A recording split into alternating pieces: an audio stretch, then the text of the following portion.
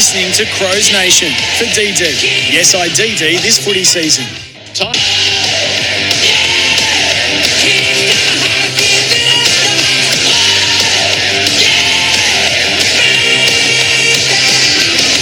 You're listening to Crows Nation for DD. Yes, I DD this footy season. Yes, good evening everyone and welcome to AFL Nation. Thanks to DD, yes I DD, this footy season. Game 1 of Gather Round. It is Adelaide taking on Carlton and the little city of Adelaide is absolutely pumping at the moment. This is the pre-game show for Toyota Tundra. Ready for everything. Oh, what a feeling, Toyota. Kim Dillon with you. This is Crows Nation, joined by the accurate one, former North Adelaide star David Wildy, and the two-time premiership champion who's just finished doing a preview in front of thousands at the Adelaide Casino, Mark Bickley. How are you, Bix? I'm very well, Kimbo, and yeah, as you said, great atmosphere. There's people everywhere still pouring into the stadium. As you look around, there's still plenty of seats that are empty. That's mainly because everyone is out behind the stands trying to get in. It is absolutely jam-packed, and hopefully we might get over 50,000 here tonight. It'll be good if we can. And the big Willie, I feel bad. I was complaining. I said I feel cooked. I've just done 3 hours of radio, and I looked at Mark Bickley, and he was up at 4 o'clock this morning doing breakfast radio. You've done a pre-game show on AFL Nation, and we've got another 3 hours of hopefully really good footy. Yeah, looking forward to it, Kimbo. As we said in the preview, if you go 1 and 4 seasons, doesn't look too good. And I mean, Adelaide plays so well against Carlton, particularly here. Carlton have never won. I'm expecting the Crows to put in some big form. And Bix, I'm just glad the weather's cleared because this morning it was raining cats and dogs. It would have been a real arm wrestle, but the conditions are almost perfect now. Yeah, the only thing is a swirly breeze out there, so it's going to be difficult to use the ball with precision at times. So we might see some errors by foot trying to, those short passes trying to come back through the middle. That's the way teams want to play, but it will be difficult to do that, and that's going to be one of the challenges for Adelaide because they've been a little bit vanilla the way they've moved the ball, so they need to be a little bit more aggressive, but in these conditions it'll be tough. We spoke to former Hawthorn star Tim Clark, who was an assistant coach at Carlton. Asked him the obvious question, boys. What's the messaging at half-time if you're 20 points up? I said, everyone's got a theory on it. Do you have one, Biggs? Oh, look, I'd be just reinforcing why are we in front? Why are we here? I think that'd be wrapped. They'd take 20 points up at half-time. Well, last week, though, they were in front at three-quarter time, so they're able to, and they were in the game right up until the last couple of minutes. So, they're giving themselves an opportunity, but they're a bit like Adelaide. They just have moments and lapses where it's costly and the opposition is able to put scoreboard pressure on. I think the difference between these two sides is Adelaide have had those lapses against some better teams in the competition. The Western Bulldogs, Geelong and also Fremantle last week. The teams that have had success against Carlton are nowhere near that pedigree. So Bix, the forward line of Carlton, if you stop Harry McKine, I think they can. It's not all that potent. They've let the little guys go in Owies and Durden. Motlop's not playing. And Kerno's not there as well. I can't see Carlton kicking 15 goals, and I need that to win tonight. Well, the other thing as well is how they deliver the ball into their forward line. That's been a little bit of a problem for Adelaide as well. They haven't been super efficient going inside forward 50 for large parts of games. So that's been a little bit of their problem. They just haven't been able to generate that sort of overlap run and free ball and spacious sort of areas for their forwards to operate in. It was almost the opposite. Last week, Fremantle got so much good delivery because they had some good turnovers and they came in really quickly. So that's what Adelaide will be trying to replicate tonight. We've got 6 minutes before the opening ball up. It's hard getting used to that after X amount of years, isn't it? A lifetime. The warm-ups are underway, all thanks to Ream, manufacturing in Australia for over 80 years. We had Nathan Van Berlo on our show only a couple of hours ago as well. Chad Corns and I thought that Adelaide, with their 4 ins, looked a little more balanced than last week.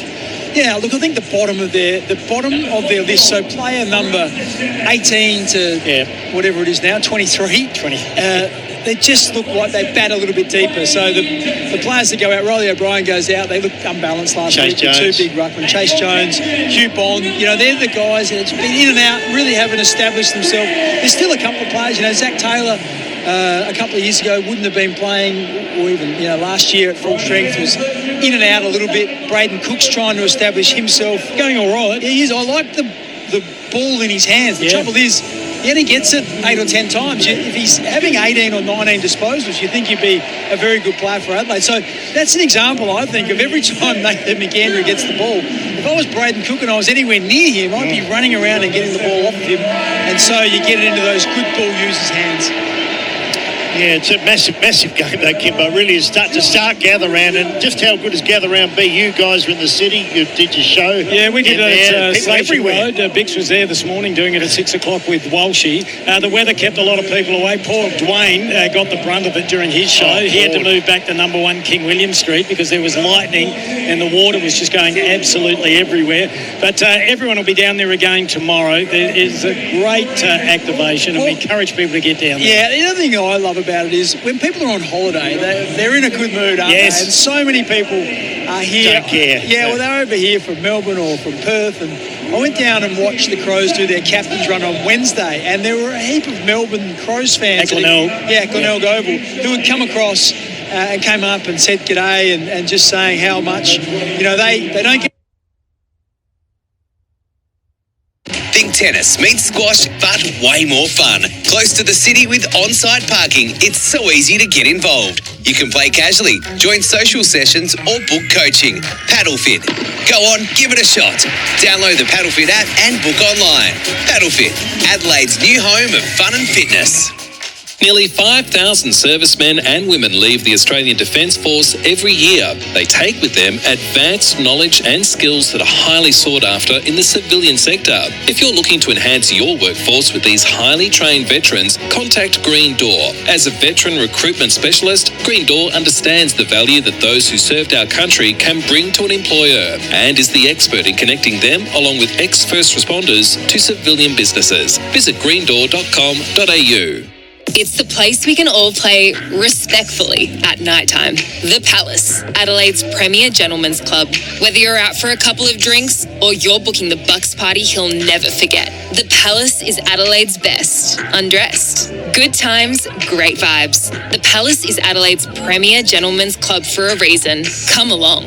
Upstairs, 111 Hindley Street. Open from 8 p.m, 7 nights. So much fun. Thepalace.com.au. Ready to swap the sidelines for something unforgettable? Discover the heart of the Flinders Ranges at Discovery Resorts, Wilpena Pound. Wake up to ancient landscapes, explore rugged trails, and unwind under outback skies. And for a limited time, South Aussies can score 20% off their stay. Whether it's a weekend escape or a well-earned break, go and experience something truly iconic. Book now at discoveryresorts.com.au. Discovery Resorts, Wilpena Pound. Your outback adventure starts here. TNCs apply. Tasmania, do you believe? The Tasmania Football Club roar into the VFL with one eye towards the first bounce in 2028.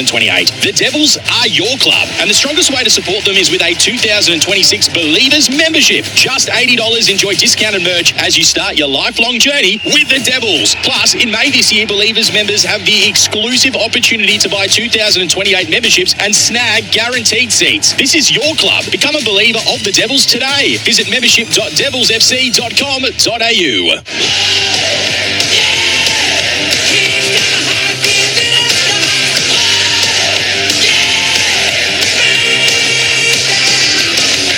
listening to Crows Nation for DD. Yes, I DD this footy season.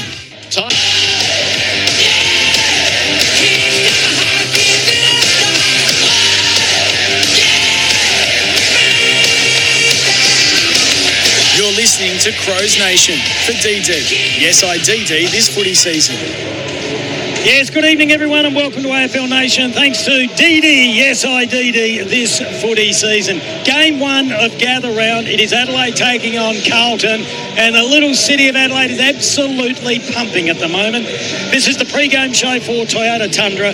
Ready for everything. Oh, what a feeling, Toyota. Kim Dillon with you. This is Crows Nation, joined by the accurate one, former North Adelaide star David Wildy, and the two-time premiership champion who's just finished doing a preview in front of thousands at the Adelaide Casino, Mark Bickley. How are you, Bix? I'm very well, Kimbo, and yeah, as you said, great atmosphere. There's people everywhere still pouring into the stadium. As you look around, there's still plenty of seats that are empty. That's mainly because everyone that is out behind the stands trying to get in. It is absolutely jam-packed, and hopefully we might get over 50,000 here tonight. It'll be good if we can. And the big Willie, I feel bad. I was complaining. I said I feel cooked. I've just done 3 hours of radio, and I looked at Mark Bickley, and he was up at 4 o'clock this morning doing breakfast radio. You've done a pre-game show on AFL Nation, and we've got another 3 hours of hopefully really good footy. Yeah, looking forward to it, Kimbo. As we said in the preview, if you go 1 and 4 seasons, doesn't look too good. And I mean, Adelaide plays so well against Carlton, particularly here. Carlton never won. I'm expecting the Crows to put in some big form. And Bix, I'm just glad the weather's cleared, because this morning it was raining cats and dogs. It would have been a real arm wrestle, but the conditions are almost perfect now. Yeah, the only thing is a swirly breeze out there, so it's going to be difficult to use the ball with precision at times. So we might see some errors by foot trying to, those short passes trying to come back through the middle. That's the way teams want to play, but it will be difficult to do that, and that's going to be one of the challenges for Adelaide, because they've been a little bit vanilla the way they've moved the ball, so they need to be a little bit more aggressive, but in these conditions it'll be tough.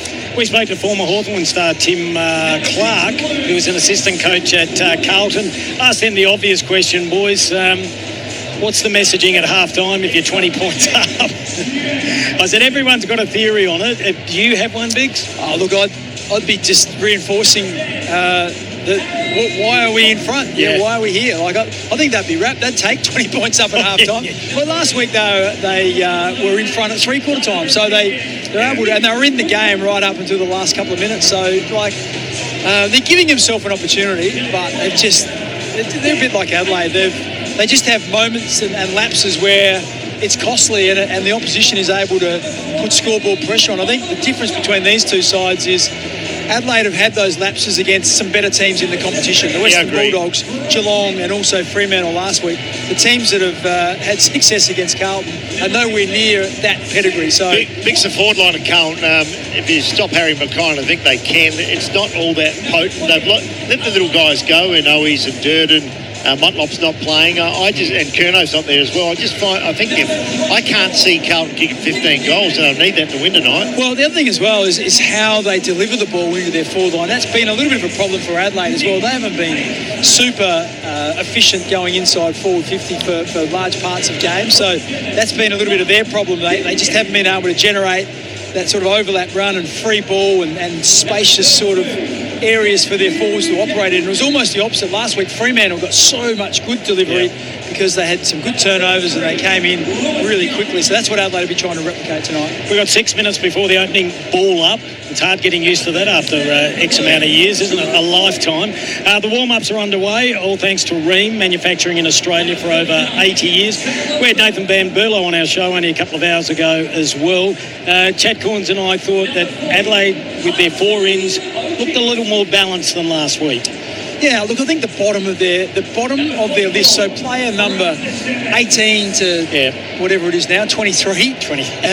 They just look like they bat a little bit deeper. So the players that go out, Riley O'Brien goes out, they looked unbalanced last week. Jones. Two big ruckmen, Chase Jones, Hugh Bond, they're the guys that's been in and out, really haven't established themselves. There's still a couple of players, Zach Taylor, a couple of years ago wouldn't have been playing, or even last year at full strength, was in and out a little bit. Braden Cook's trying to establish himself. Going all right. Yeah, he is. I like the ball in his hands. The trouble is, he only gets it 8 or 10 times. If he's having 18 or 19 disposals, you think he'd be a very good player for Adelaide. So that's an example, I think, of every time Nathan McAndrew gets the ball. If I was Braden Cook and I was anywhere near him, I'd be running around and getting the ball off of him. And so you get it into those good ball users' hands. Yeah, it's a massive game, though, Kimbo. Really is to start Gather Round, and just how good is Gather Round be? You guys were in the city, you did your show. Yeah, we did it at Station everywhere. Road. Bix was there this morning doing it at 6 o'clock with Walshy. The weather kept a lot of people away. Poor Dwayne got the brunt of it during his show. He had to move back to number 1 King William Street because there was lightning and the water was just going absolutely everywhere. But everyone will be down there again tomorrow. There is a great activation, and we encourage people to get down there. Yeah, the other thing I love about it is when people are on holiday, they're in a good mood, aren't they? And so many people are here. Don't care. Yeah, well, they're over here from Melbourne or from Perth, and I went down and watched the Crows do their captain's run on Wednesday, and there were a heap of Melbourne Crows fans. At Glenelg. Glenelg Oval, who had come across and came up and said g'day and just saying how much, they won through the former Gold Coast player.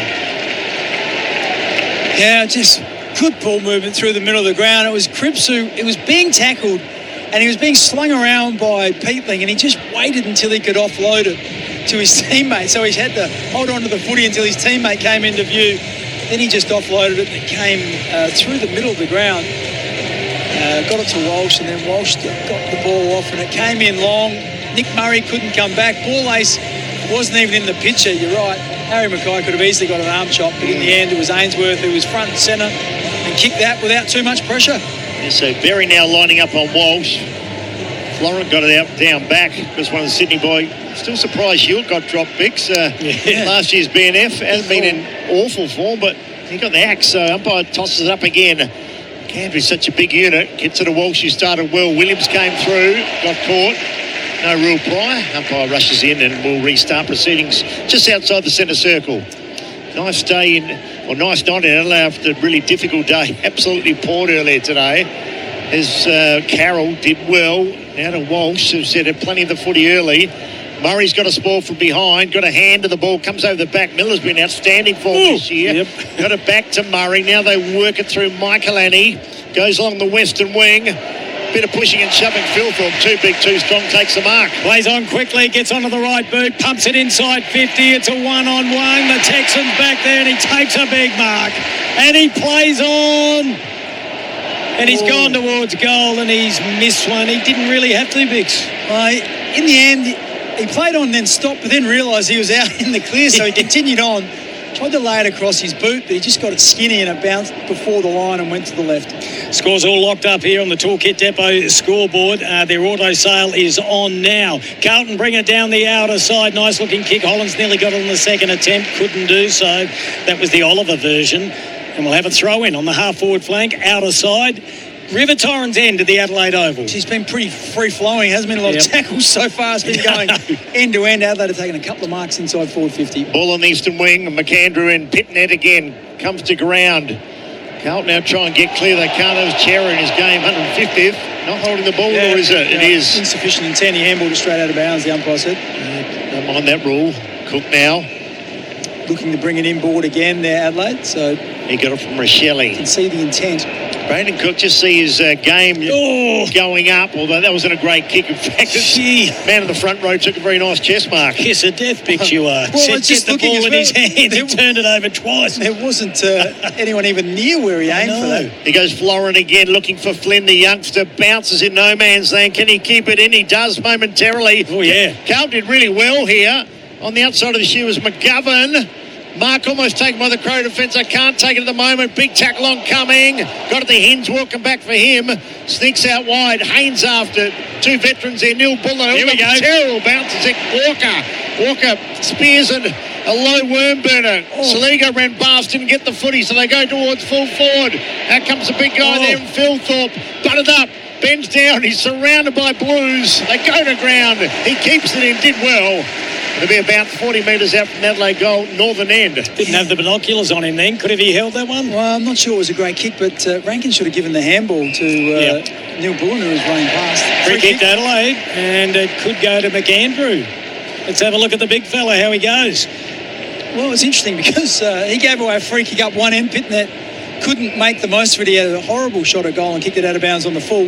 This is a bit more difficult. This is a big moment, Bix. He is yet to kick a goal in AFL football. I'm sure his teammates would know that. Yeah, they will, and they'll get around him. Let's see if he handles the pressure. He's going to kick from 50. He's been growing every week. He's got big, long levers, huge levers. Distance shouldn't be a problem. He gets a little bit side angle.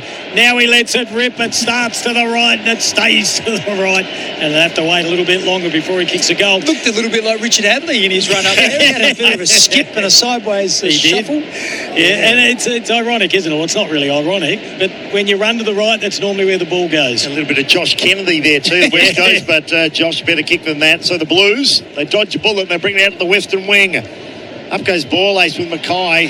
So they've obviously trusted him with the big job, Bix, Borlace. Yeah, once again, he's an interesting one because he's very strong, but he doesn't have great speed. So when you look at the Carlton forward line, there's not a whole lot of tools down there. And Nick Murray's playing on Kemp. I don't think Borlace would be really well suited to him. I haven't seen a lot of Jagger Smith there. Jim McAndrew showed good pace. Got to the ground again. 60 up from Adelaide goal. They use it beautifully to Rochelle. Rochelle in the pocket, not a great kick, but it's a good bounce to the Crows. Philthorpe come out fully chested to meet it. Keys, another man that wants to get in some form, tackles. Yeah, good tackle. And they rush in, a ball up in front of the Adelaide goal, northern end. Ben Keys, Bix. Yeah, he needs to lift, doesn't he? He's been quiet for a couple of weeks now. Thrown in that right forward pocket. Walker paddled it back, comes out. Nice kick by Hollands again. That's Oliver. Been getting a lot of it in recent weeks. It's a beautiful mark out there by Murray on the outer wing. Well, in between wing and half forward on the outer side. So he's going to drive it in long, and he does. Puts it to the head of the square. Walker's the target. Didn't even get a leap at it. The ball's fisted away. That was by Pitnet. Frankie Evans picks it up. Don't think he's playing with his glasses tonight. Ball goes down the members' wing. Good strong mark there taken by Mackay. Yeah, McGain real estate mark of the night, Big Harry. A long way up from goal, though. He needs to have a big influence. The left footer puts up a high ball. Catch it if you can. They come from everywhere to meet it. Little lead went up there. The last man walks was really good again. Now Evans in the pocket. See, with the arms chopped there. They weren't on Kemp. Just looking at some of the early stats, the clearances. We talked about Adelaide, how they've had horrible starts. Well, the clearances are 6-2 at the moment. Centre clearances, 2-zip, all in Carlton's favour. Bix haven't noticed Jagger Smith yet or doing too much. We'll get his stats shortly. The young man is going to be an absolute superstar of the game. Ball to ground again. At the back of the pack, there was Dawson coming, though. Beat him to it. Did well. Rochelle tackled. Chera, Rochelle sits on top of it. It is Easter. Almost laid an Easter egg there. Yeah, I think we've passed Easter, haven't we? But anyway, Jagger Smith's got an Easter egg at the moment. He's yet to touch a little ducky and a quack here. Ball thrown up in the right forward pocket. River Torrens end went down, kicked off the ground by Cummings. Little fumble there. Now the handball came out from Chera. Back to Walsh. That's possession number 6. He's been good. Now the kick comes in long. Big fist by Worrell. Players lurking. Picked up by Murray. Wrapped up in a tackle. We'll get a ball up at about 10 metres out from the Carlton goal. A good intent there from the Blues, but have been able to finish. They've had plenty of times inside their 50. Bix with all the stats there. Here's a chance for Chera. Gets on his left and snaps a goal. That's better. Something out of nothing. The Blues get their second goal of the night, and they retake the lead. 2-1. Plays 1-2, and a nice goal there to Adam Chera. Well, if there's one thing in the coach's box that makes you tear your hair out, that is giving up a forward 50 stoppage goal, because you've got extra numbers down there. Generally, your wingers are in there, all your mids are in there, and that one there just would have been, who was that laying on the ground? I couldn't see that in the replay, but an Adelaide Crows player fell over, and then he was just... it was Mitch Hinge, I think. Yeah, Mitch Hinge fell over, and then it was Berry who lost the leg rope on Chera, and he had 3 or 4 metres and just turned onto his left foot and snapped a goal. So got to be better than that. So Carlton leading by 5 points on the Toolkit Depot scoreboard. This is AFL Nation for DD. Yes, DD. Kim Dillon, David Wildy and Mark Bickley with you. Ball back centre field. Ball comes down to ground level. I think Adelaide's lost another clearance. Nearly has. Trying to get his first touch is Jagger Smith. He does. It's a handball. Now Carlton come forward. Gee, they're playing better than Adelaide at the moment. Big push there on Brody. That was called play on. Handball comes out. This should be another goal. And it is. It's a beautiful kick, and it's his second goal to Ainsworth. And all of a sudden, Carlton up by 11 points. But we've seen this all year from them. Well, once again, you've got to be able to win the ball in the middle of the ground. They are on the back foot all the time because they concede. So it's 3-zip out of the middle. And Jordan Dawson, he's been in there for all of them. He's got to actually start to action something different in there. So Finbar Maley is in the ruck. You've got Dawson, you've got Peatling, and you've got Rochelle. So right now, after you've lost the first 3, surely you've got to go to something that's a little bit more defensive. If you get a secondary ball up, that's a great result. It allows your wings to get in a bit more behind and give you some protection. But right now, they cannot concede another one out of the centre square. Boundary update for Green Door Pathways, linking employers with the military veterans. Michael Annie back on the ground, and Bix, they need a spark, because at the moment, it's been all Walsh and his band of merry men. He comes out again. They work it out wide now. Carroll, the left footer. Geez, a shocking kick, went underground almost. Frankie Evans picked it up. Kemp, they look dangerous here, Carlton. They share it around. Chera ran into a brick wall. At the back is Evans. Evans kicks another goal. He's hit the post from 16 metres out. Range. No one really between him and the goals, Wilds. Same spot where Butts missed a couple of weeks ago, almost identically. Apologies, I called Kemp Brody before, little brain fade. Adelaide bring the ball back into play. It's Mitchy Hinge, normally good with the left leg. It's nice. He finds Mike Alani. So he's on the members' side in the back pocket, drives it down the wing. Kick didn't quite hit the target. Ball goes to ground level. Adelaide have got the numbers, not the footy though. Slick little handball come out. They're off again. Handball goes over the top. Now an opportunity. Williams drives it in long. Race for pace. It's bouncing, and eventually Worrell takes it over the line, concedes a point, and it's a 13-point lead to Carlton. Early days here at the Adelaide Oval, though. We're only 14, nearly 15 minutes into the first term. Well, can't win most of their first halves, and particularly their first quarters. And Adelaide again in a bit of a slumber. They haven't woken up yet. They're on gather round. Lucky free kick for Walker. I think it just had him by the left hand, so he's only able to have one hand at the footy. Well, he's been busy. Walker goes straight down towards Philthorpe. Got one hand, but it wasn't great. So the Blues now through Newman. Slips it out looking for Haynes. And Haynes just touched before it goes out. So they'll throw it in front of the Sedgwick. No, in fact, the free kick is into Adelaide. There we go. We saw the lasso. Lack of intent. Yeah, that's the one where if you just grab it and try and stop it before it goes out, you've got to show a bit more intent, try and keep it in. So good to see Mitch Hinge back. He's had back issues and all sorts of problems late last year. Clearly desperate to get him back in. He only had one game in the sample. Missed has a kick. A couple of months. Walker's looked really good, though. He's been the most dangerous forward, perhaps the only one for the Crows. The moment can't get Philthorpe into the game. Neil Bullen has it 45 out. Will he get the carry there, Bix? Yeah, he'll get the journey. Due to hit the scoreboard too. 3-3 this year. Kicked the goal, the go-ahead goal against Geelong late in the last, or middle of the last quarter. Boy, they need a goal here. The crowd are hushed. I think shouldn't be surprised Carlton get out of the blocks. They could easily have 5 goals on the Blues. They missed a couple of real gettables. So Neil Bullen for Adelaide second. Kick on his way. Umpire likes it. He loves it. Adelaide get their second goal. Boy, do they need that one. 3-3 to 2-2. Adelaide hit back hard. Well, gee whiz, it's a game of inches because at this end, Frankie Evans had a snap from 15 metres out and grazed the inside of the post. That kick from Alex Neil-Bullen, it was inside, it was about a foot inside the left-hand post, and it was swinging towards the post, and you thought this might cannon into it, but it just got through before it swung late again. So not much in that, but Adelaide, thankfully for Adelaide, desperate to get that on the scoreboard and arrest a little bit of momentum. Carlton had kicked 3 goals in a row, so Adelaide now get another opportunity back in the centre square. So margin back to 7 points. That's on the Toolkit Depot scoreboard. Carlton are leading. It is game 1 of Gather Round. Thursday night football live from the Adelaide Oval. AFL Nation. Oh, it's Crows Nation, actually. All thanks to DD. Yes, I-DD. Ball goes down to ground level. Adelaide finally get a clearance. Little look-away handball there. That was good. Came from Rakin out to Berry. Berry normally pretty good. Just drives it in long and deep. Walker was the target. Taken off hands for it. Shelley. Snapshot. Goal! 1 point ball game. Well done, Joshy boy, and doesn't he like a crowd? What a difference the centre square clearance makes. They get it out. And it was really well manufactured too, because Cripps actually won the ball, had first possession, but they were able to get the ball off of him. They tackled him, the ball spilt to ground, and then it was a really nice handball that put Sam Berry into space, and he carried it to about 10 metres inside the centre square, got it in deep. Walker gives the contest, and Rochelle crumbed it beautifully and snapped right next to the boundary line. Yeah, good call, Bix. I saw the replay from Rival Brothers Coffee Roasters. The tackle is Cripps just about to burst through. They lost possession, and Berry got hold of it, and Rochelle did the rest.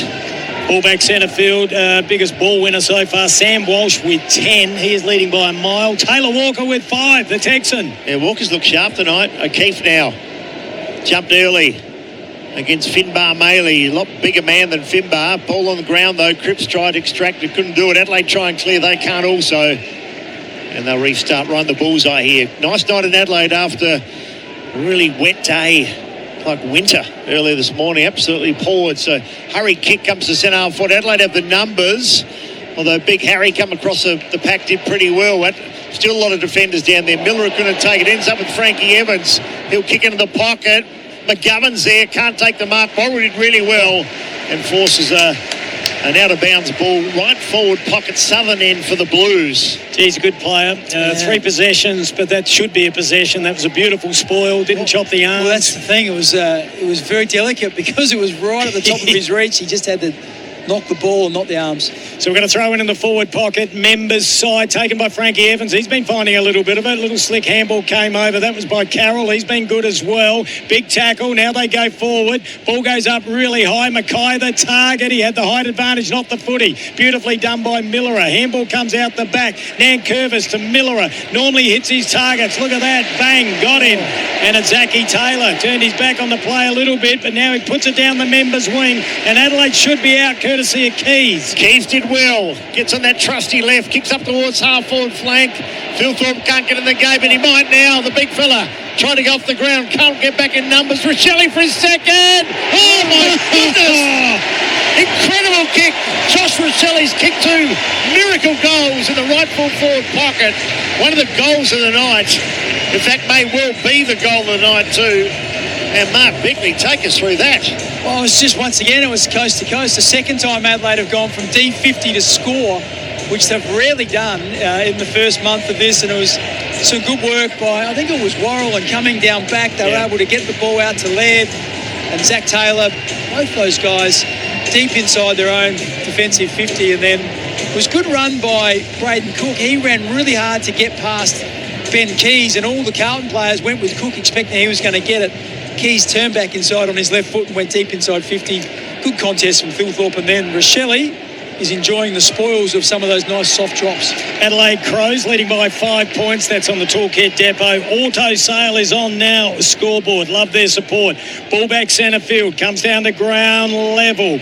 In there again, Berry's becoming a factor. Got the handball out to Rory Laird. He's been a little bit quiet. First time we've called his name. Michael Annie's got it. Goes back to Worrell. He's a star, this lad. Kicks it out wide to a 3-on-3 mark. Nearly taken. Goes down the ground level. That was Dawson. He's been a little bit quiet. Carroll kicked it forward. Ball close to the boundary line. Kept in play by Borlays. Dinky little kick. Not a good one. It might work out all right, Bix. Taken by Hinge. Thrown to the ground. Got the ball out. Adelaide have the numbers, and Braden Cook is away. Cookie now goes along the wing. Delivery perfect. Philthorpe takes a chest mark and called a play on, and he's tackled out of bounds. Umpires allowed him not holding the ball. What happened there? Thrown in. Just have a look and see if he Here's went the off. replay, Bix. Did he go off his line? I think the umpire called a play on it, but a tough call. Crows by 5 points. The Blues haven't made the most of their chances. Adelaide through Rochelle, brilliance. A couple of magnificent goals. You get the feeling they might get a couple more too. Dawson back to Berry. They throw it around. Laird got involved there. Berry tried to crash his way through. Did. Now Dawson again. 50-metre kick up towards half forward. Blues through. Haynes come after it. Under the pump now. Carroll from half back kicks to half forward to 1-on-1. Ball lifted well against the bigger Harry Mackay. Ball to ground again. Laird comes into assist. Now Borlace did really well around the body. All about the bounce. Carlton got a bad bounce. Adelaide was better, but they retrieve it now through Newman. He goes to ground. Peatling picks it up, and the Crows are away. Yeah, little dinky kick and a good one. Oh, I thought it was going to be a mark for Philthorpe. That's a big spoil. Oh, the ball stayed in play. Taken by Keys. Drives it long inside 50. Walker's there. Possession number 6. Collected. He tries to milk a 50. I'm not sure if it was there, Mark Bickley. Well, he certainly stayed down. I think he is going to pay a 50-metre. Just watching, he marked it. Just glaze, wasn't it? Well, it's crude. He held his head, didn't it? His head, did he? I think he did. I think that's the issue from watching. Here we go. I might be wrong. Yeah, I think the ball was above Walker's head. If I was Adelaide, I wouldn't be remonstrating. Walker, get down and kick the goal before the umpire can change any decision. But I reckon the ball, he'd had his hands above his head, and the spoil came and clocked him on the head. So he's a good half a metre away from where the ball was. Hopefully we see it again thanks to Rival Brothers Coffee Roasters. They look after all our replays. He's a wily veteran. I might be being harsh. I thought he put a little bit of mayo on it. He caught one in the back, held his head, kicks the goal. Adelaide now go to a 11-point advantage. All right, Bix, hopefully we get to see this one. And you can tell us. Here we go. Maybe, coming. Maybe we won't see it again. Well, once again, just some nice ball movement. They're a little bit lucky the ball didn't go out. Ben Keys was able to keep it in. He tightrope along the boundary line. Oh, no, I reckon that he might be in some strife with that at the tribunal. His shoulder went into his head. He didn't actually... He came from a long way back, didn't he? Try and spoil the ball. If you're going to... There's a fraction late. Yeah, if you're going to claim to be accidentally hitting someone in the head, you want to be trying to swing your arm and hit the ball. That one there, he just tucked his arm in and his shoulder hit Walker in the head, so that'll get looked at. All righty, Adelaide starting to get their mojo. They lead by... Ollie Hollands, by the way. Was the it? Player for Thank Carlton. you. He's been in pretty good form as well. Adelaide leading by 11 points. High-scoring game, 25 minutes gone, and they've stopped the Crows, although Carlton now to the southern goal. Mackay needs to do something for the Blues. Couldn't get a glove on it. Comes to ground. Zach Williams did well. Now McGovern, the former Crow, played a few games, kicked a few goals for Adelaide. Misses once again on the left. That was a pretty simple kick too. He's very good on his non-dominant side generally, McGovern, but that was only 25 metres out, no one on the goal line. Too nonchalant. Miller had brought the ball back in, got it to Worrell. He went for a short pass. It wasn't great looking for Michael Annie. They've been a little bit scrappy and they've turned it over. Handball goes to Frankie Evans. Had to pick it up off his bootlaces. Now he turns it over. Neil Bullen's pretty good in these situations, but his handball went straight to Walsh. Now here's a chance. Handball, bit of sidestepping there, and that is a very easy goal. It's been kicked by Ollie Florent, the former Sydney player. That was way too easy. Margin back to... What do we got? 5 points. 5 points. Yeah, so Carlton stopped the rod. Adelaide kicked the last 4 goals of the game. This is a free-flowing game. Not a lot of defending going on, and there's a few turnovers that are very difficult to defend. And that one there, Alex Neil-Bullen tried to feed the ball back to his support in Laird, but it was just intercepted by Walsh. He's having a huge quarter. Walsh got it to Holland, and Holland over to Florent. And once again, no one between him and the goals. He's dribbled it through. You're as bad as me, Bix. We both failed plasticine. Margin is 4 points. Florent's first goal for the Blues. They're pretty happy to see him kick that. 184 games he played for Sydney. So too to Will Hayward. Hayward out with suspension this week. Also Wiedering, so they are missing a couple of key pieces. Mind you, Adelaide have had 6 or 7 out pretty well all year. Back in the centre, Pitnet back up against McAndrew. 2 big gladiators go after it. Rochelli tried to burst his way through, ran into Pitnet. He's not going anywhere. So as Bick said, a free-flowing game, not many tackles. Ball to ground again. What's happened here? Gee, I thought the umpire was going to pay something and didn't maybe play on. Zach Williams' kick was awful. Washes everywhere. Now to Florent. Back to Williams. They look dangerous coming at us. We're right at the southern goals. Mackay up. Couldn't take the mark again. He's dropped a few. Could have been a free kick there to Elijah Hollands. Ends up with Ainsworth. Got a couple of goals. Cripps puts up a high ball. Hollands had to go again. Oh, he did. Terrific mark, Elijah Hollands. I don't reckon he could see it right into the drop. He's had Worrell right in front of him. That is McGain, real estate mark of the night. Yeah, another bad error in defence. This time it was Laird. Tackled, just threw the ball away, went by hand and handballed it straight to a Carlton player, and that's what set it up. It got fed back to Paddy Cripps, and Holland was behind his defender. Worrell was valiantly trying to get back, but in the end he couldn't do it. He's had a few issues off the ground. 4 goals this year, but good to see him back playing good football. 4 goals, 1 Southern end, 25 out. See plenty of goal face and kicks it beautifully. So they get 2 back in a minute after Adelaide threatened to blow the game wide open. 5-2 plays 5-4. Is that right? Is it 4-4? 5-2 to 5-4. Yeah, it's 10 goals. So they're back in front. Yeah, back in front by 2 points. 10 goals in the quarter. So, as we said, free-flowing affair.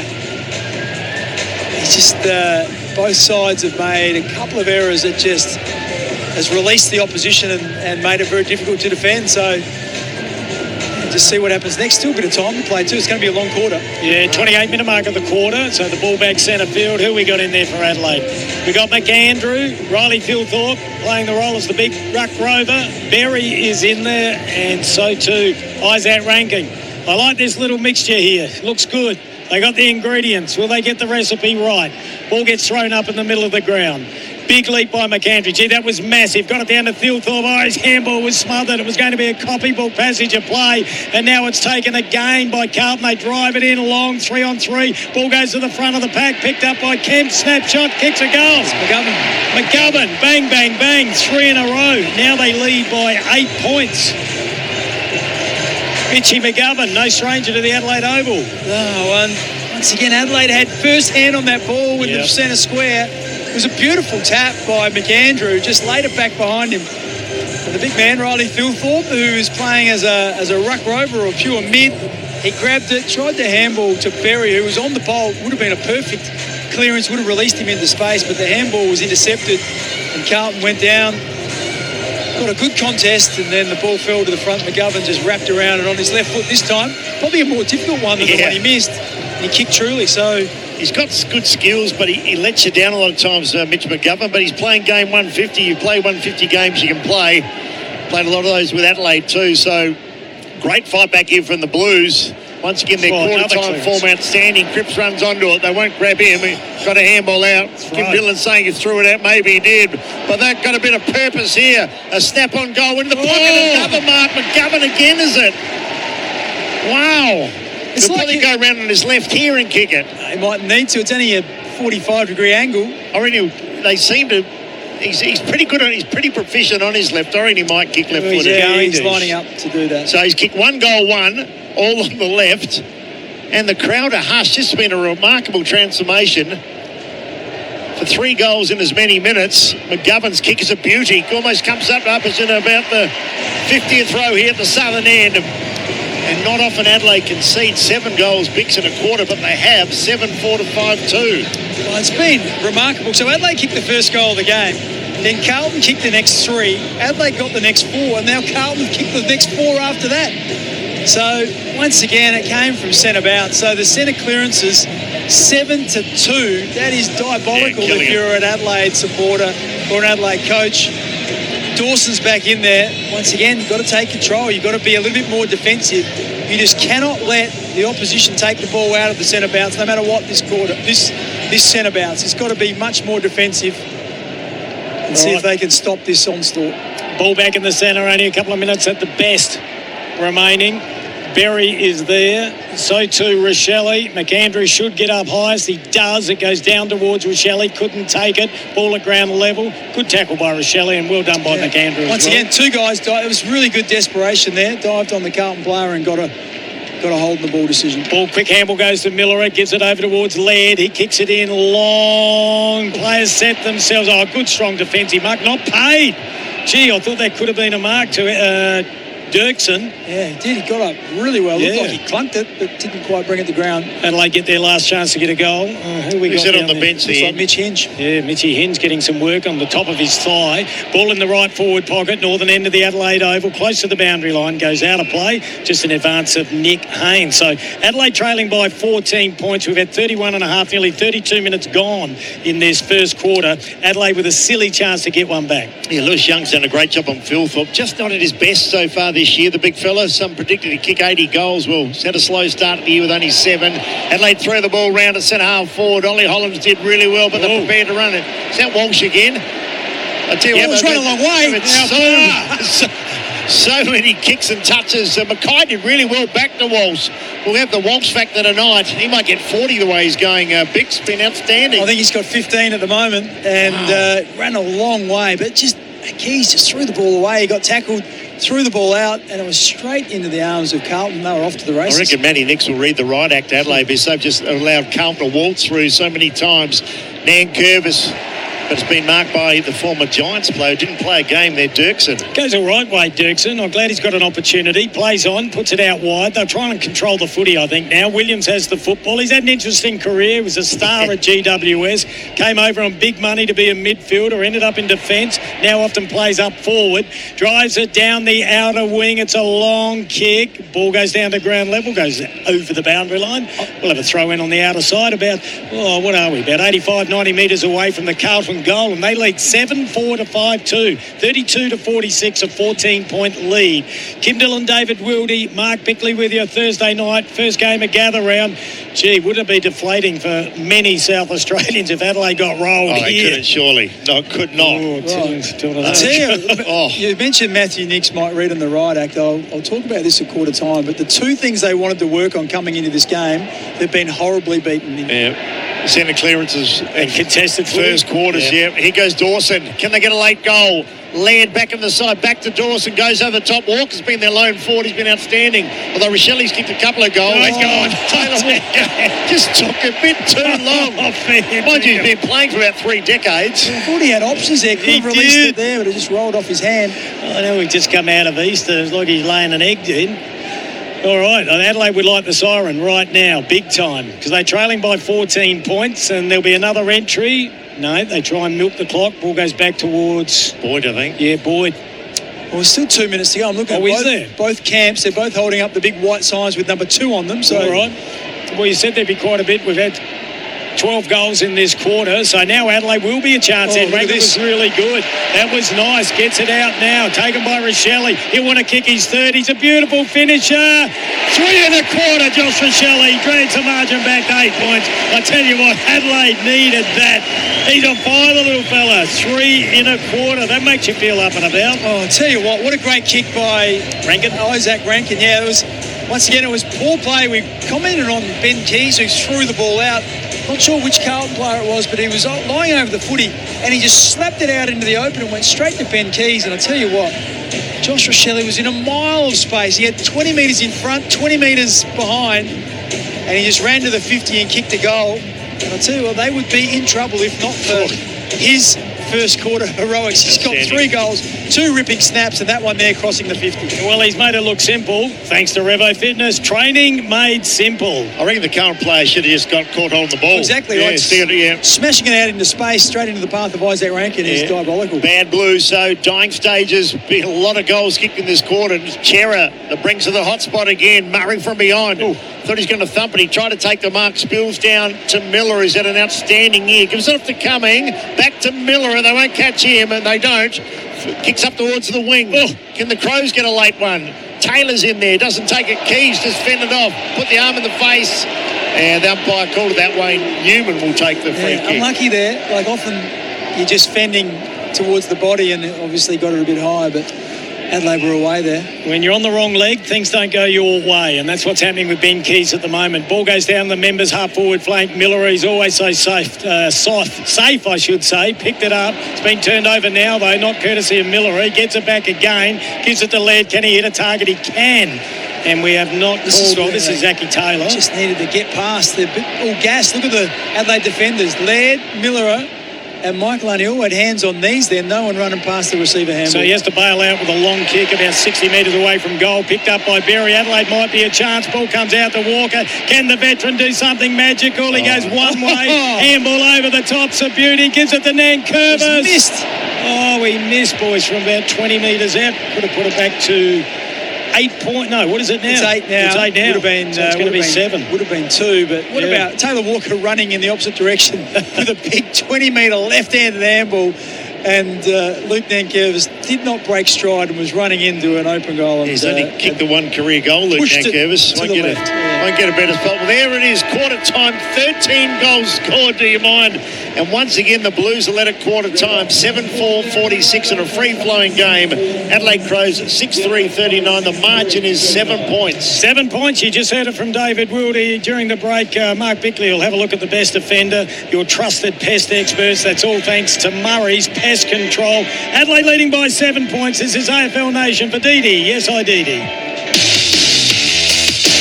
That quarter of Crows Nation was for Toolkit Depot.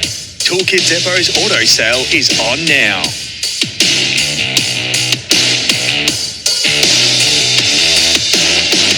Imagine being invisible. You could mess with someone's mind, sneak up on them, and they wouldn't know you're there. Even scare them to death. When you speed on our roads, that's what happens, because no one sees you coming. Think road safety. A message from the Government of South Australia. It's the fitness activity taking Adelaide by storm. Grab some mates or join a social event and play paddle at PaddleFit, Adelaide's first paddle courts. Think tennis meets squash, but way more fun. 4 indoor courts in Theberton open daily from 7:30am till 10pm, with lessons for all levels and equipment hire available. Play Monday to Friday before 4pm and get 25% off court hire. The world's fastest growing sport is finally here in Adelaide. PaddleFit. Go on, give it a shot. Download the app and book online. Visiting Adelaide? Stop into Harbourtown Premium Outlets. Discover over 100 big sports and designer brands with savings up to 70% off. Just 5 minutes from Adelaide Airport. Grab a bite to eat and recharge in our guest lounge with free luggage storage, free Wi-Fi and device charging. Before or after your flight, we've got you covered. Harbourtown Premium Outlets. Big brands, bigger savings. Visit harbourtownadelaide.com.au for more details. Tundra. Toyota's flagship truck is here with our most powerful performance hybrid engine, undeniable Toyota quality, and a 4.5-tonne brake towing capacity. It's ready to work hard and play harder. Question is, are you ready for it? Toyota Tundra, ready for everything and available now. Oh, what a feeling. Toyota. Check Vehicles Owner's Manual and Toyota Basic Towing Guide before attaching loads. AFL Gather Round is back in the Barossa this April, and so is the Festival of Footy. Go beyond the game at Barossa Park and explore this world-class wine region with a range of events from local markets, watch parties to live music and premium food and wine experiences. Explore what's on and check out transport options, including free shuttles from Adelaide at southaustralia.com/AFL. South Australia's Festival of Footy, April 9 to 12. It's the place we can all play respectfully at nighttime. The Palace, Adelaide's premier gentlemen's club. Whether you're out for a couple of drinks or you're booking the Bucks party he'll never forget, the Palace is Adelaide's best. Undressed. Good times, great vibes. The Palace is Adelaide's premier gentlemen's club for a reason. Come along. Upstairs, 111 Hindley Street. Open from 8 p.m, 7 nights. So much fun. thepalace.com.au. Game day, training day, or just couch day watching the footy, here's a simple win. Ditch the chips and grab a healthy handful of Aussie almonds instead. They're packed with plant protein to help support muscle recovery, they've got good fats for sustained energy, and they keep you feeling fuller for longer.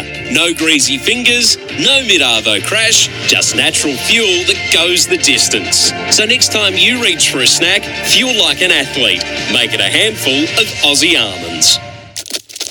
Ugh, that's enough to send shudders down anyone's spine. Are you hearing critters rustling around in your roof? Well, it might alarm you to know that 8% of household fires are started by rodents gnawing through electrical cables in the roof and walls, not to mention the spread of disease and bacteria they can cause. But there's a simple solution. Book a rodent treatment with SA's leading pest control specialists. Your team from Murray's. No worries with the team from Murray's. Go to murraypestcontrol.com.au.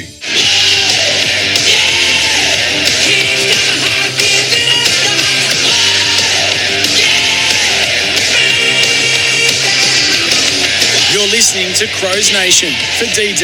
Yes, I DD this footy season. Dillon, right on the 50, delivery, silver service, marked and goal, Rankin. End to end, brilliant play, Adelaide. Philthorpe can't get in the game, but he might now. The big fella trying to go off the ground, can't get back in numbers. Rochelle for his second. Oh my goodness! Incredible kick. Josh Rochelli's kick two miracle goals in the right full forward pocket. That was nice. Gets it out now. Taken by Rochelli. He'll want to kick his third. He's a beautiful finisher. 3 1/4, Josh Rochelli. Drags the margin back to 8 points. I tell you what, Adelaide needed that. He's on fire, the little fellas. Maccas, I'm loving it moments. Never miss a moment of footy with McDelivery. Yes, just some of the first quarter highlights there, thanks to Maccas. I'm loving it moments. This is Crows Nation for DD. Yes, I DD. Kim Dillon, David Wildy and Mark Bickley. Carlton leading by 7 points. How do you wrap up that first term? Well, look, it was one-way traffic out of the middle. In the end, it finished at 8-3 in the centre bounce. I reckon there was 3 goals kicked from centre bounce from Carlton as well. And the inside 50s, 16-13 in Carlton's favour.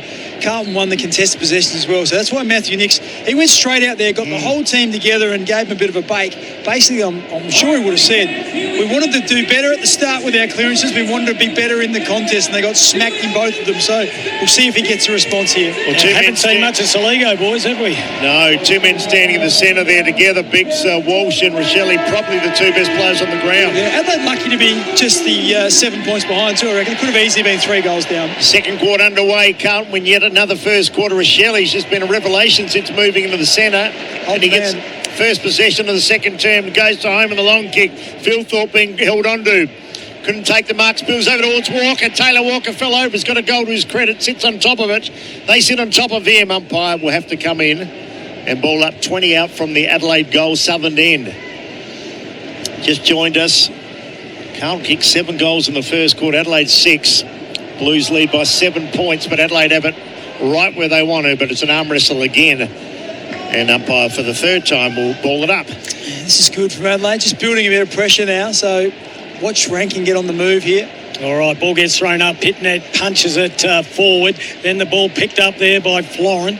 Amble comes out to Millerer. Opportunity, quick answer is Shelley. Goes back to Peatling. Round the body, puts it to the head of the square. Thilthorpe was there. Didn't get near the football, though. Big tackle by Dawson. He's been a little bit quiet. Ball's still alive. Saligo gets his third possession. And there it is, the Rochelle. He's kicked 4 goals already. What a goal. That was an absolute beauty. Cannot wait for the replay. Thanks to Rival Brothers Coffee Roasters.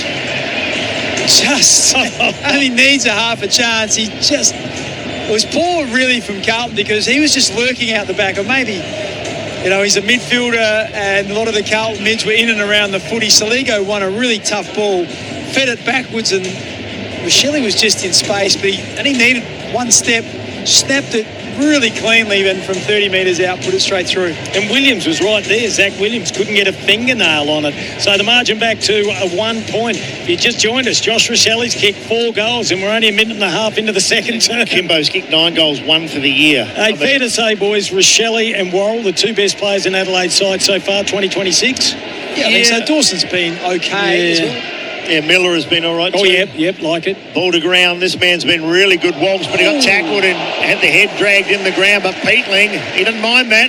He's a young, rough, tough customer, and they kick towards full forward. Thilthorpe got pushed out again. It's almost a mark that will be paid to Young. Interesting, isn't it? They got a bit of a break and they've won the first 2 centre clearances. Oh, that was nearly out. Former Bulldog. Got it across to Haynes, so he's a veteran, been around a long while. Miller has just read it better than anybody else. Been excellent, hasn't he? He's up to number 11, boys. Well, the other thing as well, when he has 11, they're high quality, so generally Adelaide ended up with it. We had 34 times against Collingwood in round 1. Here's Neil Bullen trying to keep it in, couldn't, goes out of play. But what about Josh Rochelle? 4 goals with a couple of minutes in the second term. Loving it. You can remember he kicked 5 goals on debut. Yeah. He's a very Philthorpe, didn't he? Yeah, very highly rated young player. He had some injury issues last year, but got fit and in really good shape. Throw in the members' forward pocket. River Torrens Zen, little dinky kick around the body. That was from Cummin, and the mark's been taken there. And that's by Dirksen, Wade Dirksen, playing his second AFL game. Geez, had to wait a long time. He's 24 years of age. Kicks it out long. Persistence beats resistance. Good on him. Loose ball comes down to Rankin. Hadn't done a lot, but he kicked the first goal. He goes back to Laird, does a 360, gives it to Dawson. Has to do the don't argue on his natural left. Lines up the goals, puts it through the middle. Adelaide now lead by 7 points. They kicked the first 2. Maybe the coach needs to get angry. Well, I tell you what, they gave it to Ainsworth as well because that was it was a loopy handball from Laird. Did his captain no favours in Dawson. He was waiting for it. Ainsworth came at him and he just gave him the stiff arm and not just kept him at bay, he actually pushed him and took him off his feet, and then he just rolled onto that left foot and just put it through 3/4 post high from 49 metres. 4th straight goal to the skipper too with Jordan Dawson. His game, we've just seen goals end on end and heaps of goals in a row. It's hardly a tackle. It's been an incredible game, free flowing.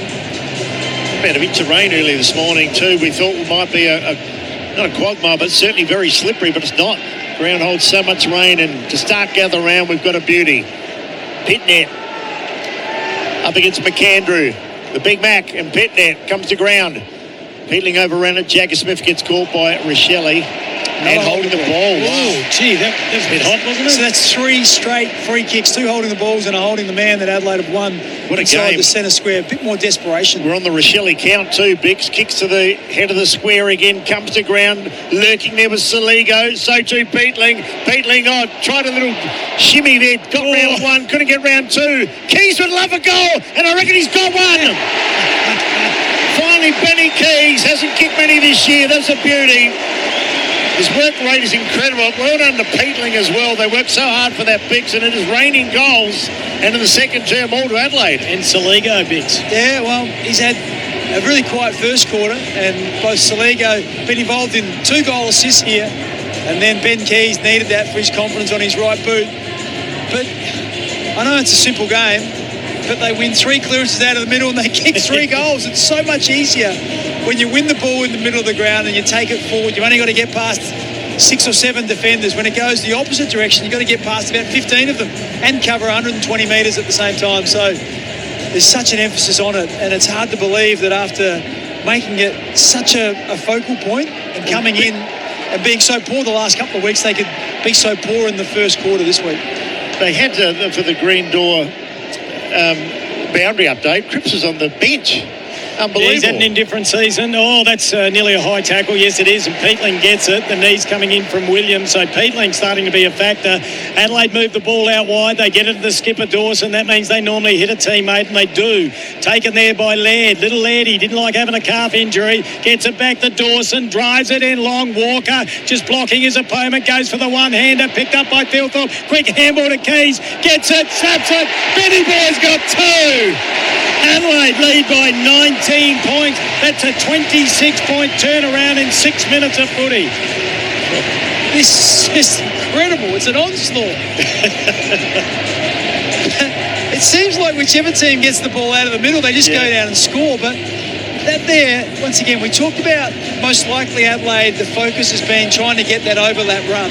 So Laird got the ball, and Dawson sprinted about 30 metres to get an overlap handball, and then he received it, ran 10, and all of a sudden he's kicking it to the top of the goal square, and Carlton are under enormous pressure. Walker brought the ball to ground, and then it was a series of handballs before Keys snapped his second in a minute. So just phenomenal scoring rate at the moment. The Crows have got 10. Well, Keys had kicked 1 goal 3 up until 2 minutes ago. He's got 2 in a minute. He's got 3 goals now for the end. That is the best confidence booster. Dawson again. Adelaide on fire. They go forward. Mark not taken by Cumming. They got back up though. The cavalry come through. Saligo sits on top of it, and he's been done. Yeah, he wanted the high tackle, and then when he didn't go, the umpire didn't call it, and you're just lying on the footy. Carlton have only touched the footy in the first 7 minutes of the second term. It's been all Adelaide. Incredible burst as Ollie Hollands kicks straight back to Dawson. He's had a quarter, hasn't he, Dawson? Yeah, he has. Gee. Got those long arms, puts him up, takes a beautiful mark, just goes short this time. Doesn't do a lot wrong. Got a good look at Thilthorpe down this end, boys, behind the goal. And yeah, he's been quiet. McAndrew comes out, Finbar Maley. Oh, that's a mark. To lend his arms, they played it. Went straight through Maley's hands and hit Thilthorpe in the stomach, and he just held on to it. I'd like to see the replay of this. I reckon thanks to Rival Brothers. Here we go. There was a few fingers that it went through there before it got to. It bounced off his hand almost. That's probably play on for mine. Like sometimes there's incidental fingers, but that one there, it almost ricocheted off of Finbar Maley's arm into the lap. If you said Adelaide to kick 10 without Thilthorpe on the scoreboard, you say no, but he's going to get on now in some form. Riley Thilthorpe, that's a beautiful kick. We're right behind him.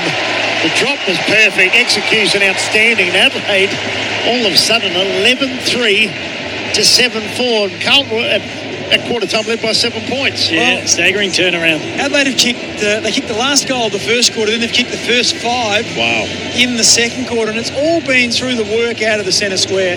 They've just been relentless, and we talked about Adelaide. What are they going to do when the opposition takes 2 or 3 balls in a row, or maybe 4 in a row, which Carlton have conceded? They've got to do something to try and stop this momentum. The skipper's back on there in Cripps. He's in deep discussion with his young ruckman O'Keefe. Who else is in there? You've got Williams. Williams is in there as well, and Walsh. So 3 experienced players. They cannot let Adelaide walk out of the centre square again. They got all the kings in the midfield, so the ball gets put down. No, it doesn't. It gets thrown up. Apologies. Getting up high with Finbar Maley. It was a beautiful tap. Went to Berry's been pretty good. He gets the handball over towards Dawson. He's been a real factor. The kick comes out and finds Isaac Cumming on the members' half-forward flank. River Torrens end of the Adelaide Oval. This is Crows Nation for Didi. Yes, I Didi. A short kick, a terrible kick, and the mark's been taken by Ollie Hollands. Yeah, as if he was trying to kick it. Trying to be too cute there. He tried to disguise it and do a little dart. That was McAndrew in the middle. A really nice tap to Berry wrapping around the back. 23 points in the blink of an eye. Incredible. Dawson's had just an outstanding game. Michael, and this time, though, he joins in the spoils, goes to Berry. Just a hard worker is Sam Berry. He's up to 13, boys. Kicks towards Philthorpe again. Should mark and does. Yep, too much latitude. You can't expect Ollie Hollands to outmark Philthorpe. Lewis Young got caught behind. Well, he did. I was watching both of them, and Young just took his eye off. He looked around to see if he had support, and Philthorpe just went, and all of a sudden there was space in front of him. it's a horrible feeling if you're a small defender. You're standing in that hole waiting for a big forward to jump on you. And fortunately for Holland, he didn't put the knee right between the shoulder blades, but he just jumped up and took an easy For mark. 7 goals straight. Michelle's kicked 2 in a minute. We've seen Keeves 2 in a minute. Now Philthorpe should kick 2 in a minute. And he misses. Wow. Okay, so the big fella misses. He's kicked 1 goal, 1 in a minute, but the scoreboard for Michael Voss not looking good. Adelaide 11-3, Carlton 7-4. Nick Newman with the re-entry, as David Wildy said, 11-4 to 7-4. That's on the Toolkit Depot scoreboard. This is Crows Nation. Newman brings it in, touches the ball to the ground, kicks it out long to the member side. Adelaide have the numbers. The ball force over the boundary line. We'll have a throw in. Adelaide will be happy with that. Gee, this could get really ugly for Carlton. We don't want to go early, but 10 minutes ago they were in front. I know. Well, they kicked 4 goals. It's quite remarkable how quickly this game has changed. Ball thrown in on the members' side. McAndrew just pushed out of it. Ball comes down to ground level. Rochelle got his head over it, had the nut, couldn't get it out effectively. Beautifully done there by Isaac Cummins. He couldn't get it out either. Williams can, though. Now they go forward. Not a great kick, though. Adelaide have the numbers. Under a little bit of pressure. It's a 2-on-3. Now it's a 3-on-3. McGovern at ground level. He got it. Picked up by Nankervis. Handball over the top was really clever to Michael Annie, but he went without the footy. Plies a tackle. Taken by McGovern. They dribble one inside 50, but Millerer, one of the best players on the ground, screams out of the fence. And look at the kick to pinpoint McAndrew right by the interchange gates. Yeah, Adelaide incredible. What have they kicked? 5 goals in 12 minutes of football, second term. Go, big fella, go. Carlton haven't scored, so they're going to attack again, the Crows. Up towards centre half forward. O'Keefe going to take the mark. At ground level, Rochelle, he's been everywhere. Walsh patted that towards Newman. Coming with him, Newman and Cumming and Newman.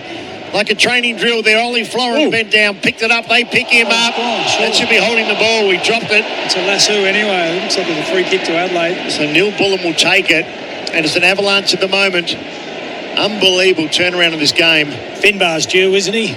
Yeah, last time he didn't get a glove on it, goes short. I think they might be doing a review. I'm not sure that was a lasso there. So that must have come from the arc into the ear of the central umpire. I thought Florence should have been holding the ball. Should have been holding the ball, but in the end, I think the ball got knocked out of his hands. There we go. Now that goes back to Adelaide, so they'd already had a short pass. Saw the replay for Rival Brothers Coffee Roasters. So here go Adelaide again. Where's the big man in Philthorpe? Dropped short. Oh, gee, they made a hack of that there. Did the Blues. Taylor slipped it out to Cumming. Now to Neil Bullen. Neil Bullen goes short. His kick was awful. Walsh in the way. Terrible. He's everywhere. Now Ollie Hollands. Penetrating kick out of the fence up towards the wing.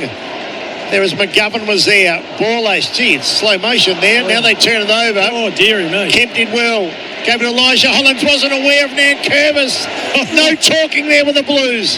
Now they can line up. Kick into the pocket. Mackay there. Put up the arms. Murray there too. Adelaide appear to have all the answers after a slow-ish first quarter. And they're running in waves. Yeah, handball went to Michael Lanny. He goes down along the boundary line, but they've turned it over. Gee, that was not the best 45 seconds of football for either side. Yeah, won't be ordering that one on the DVD. It's a bit of a blast from the past, isn't it? Used to get the name of game. You could order the game on DVD. I don't think we do that anymore, do we? No, we don't. I could have gone back to the VHS as well. Yep, and the beta.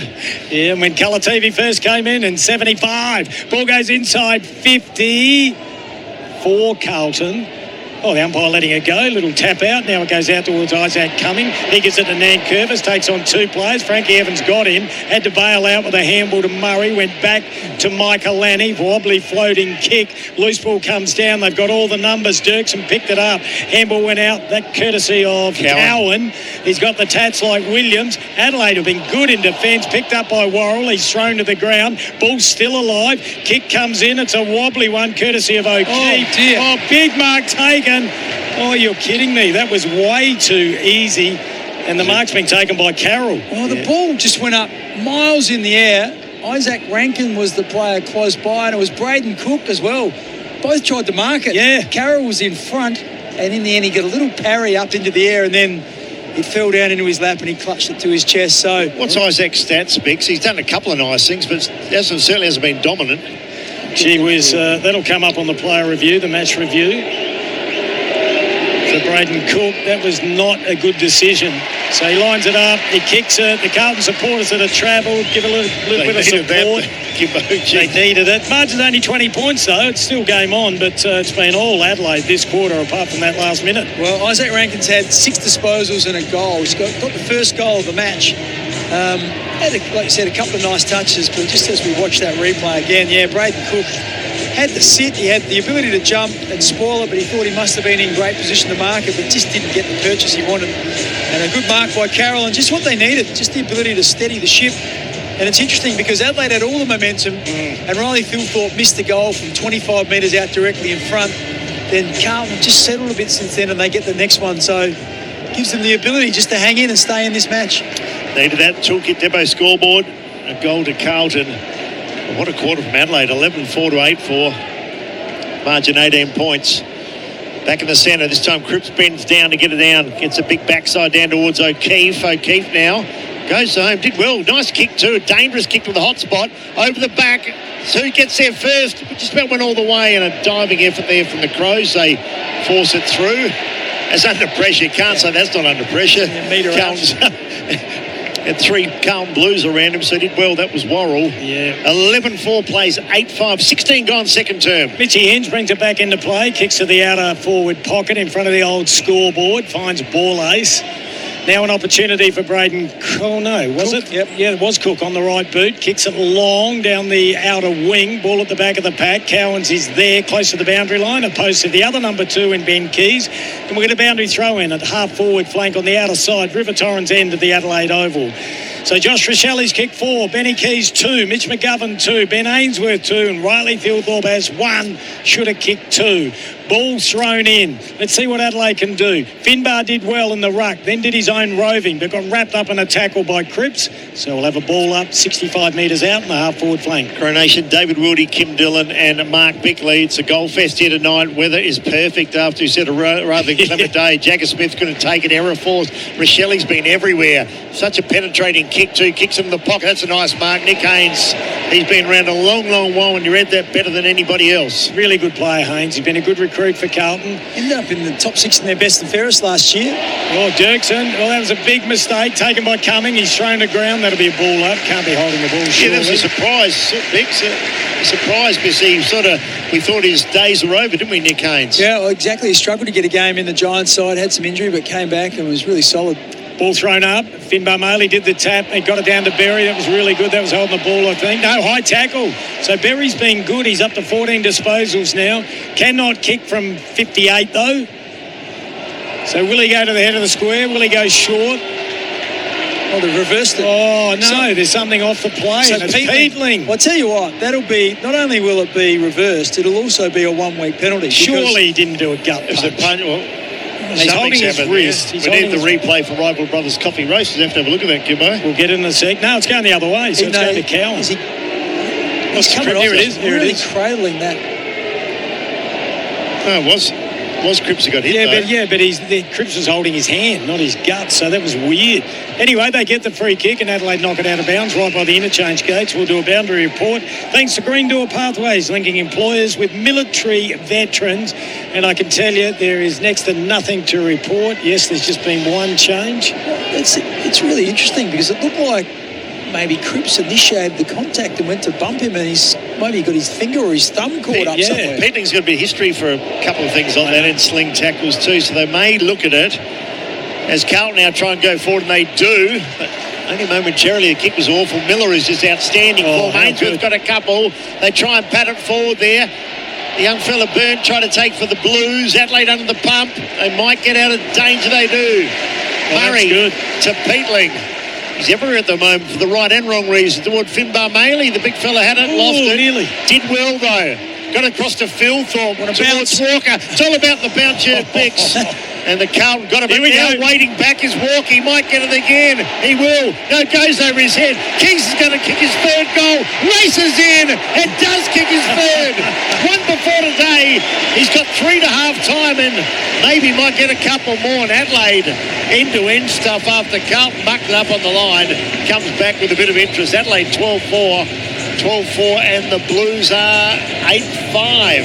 It's interesting, that one there, because the ball came in and Thilthorpe kicked it long.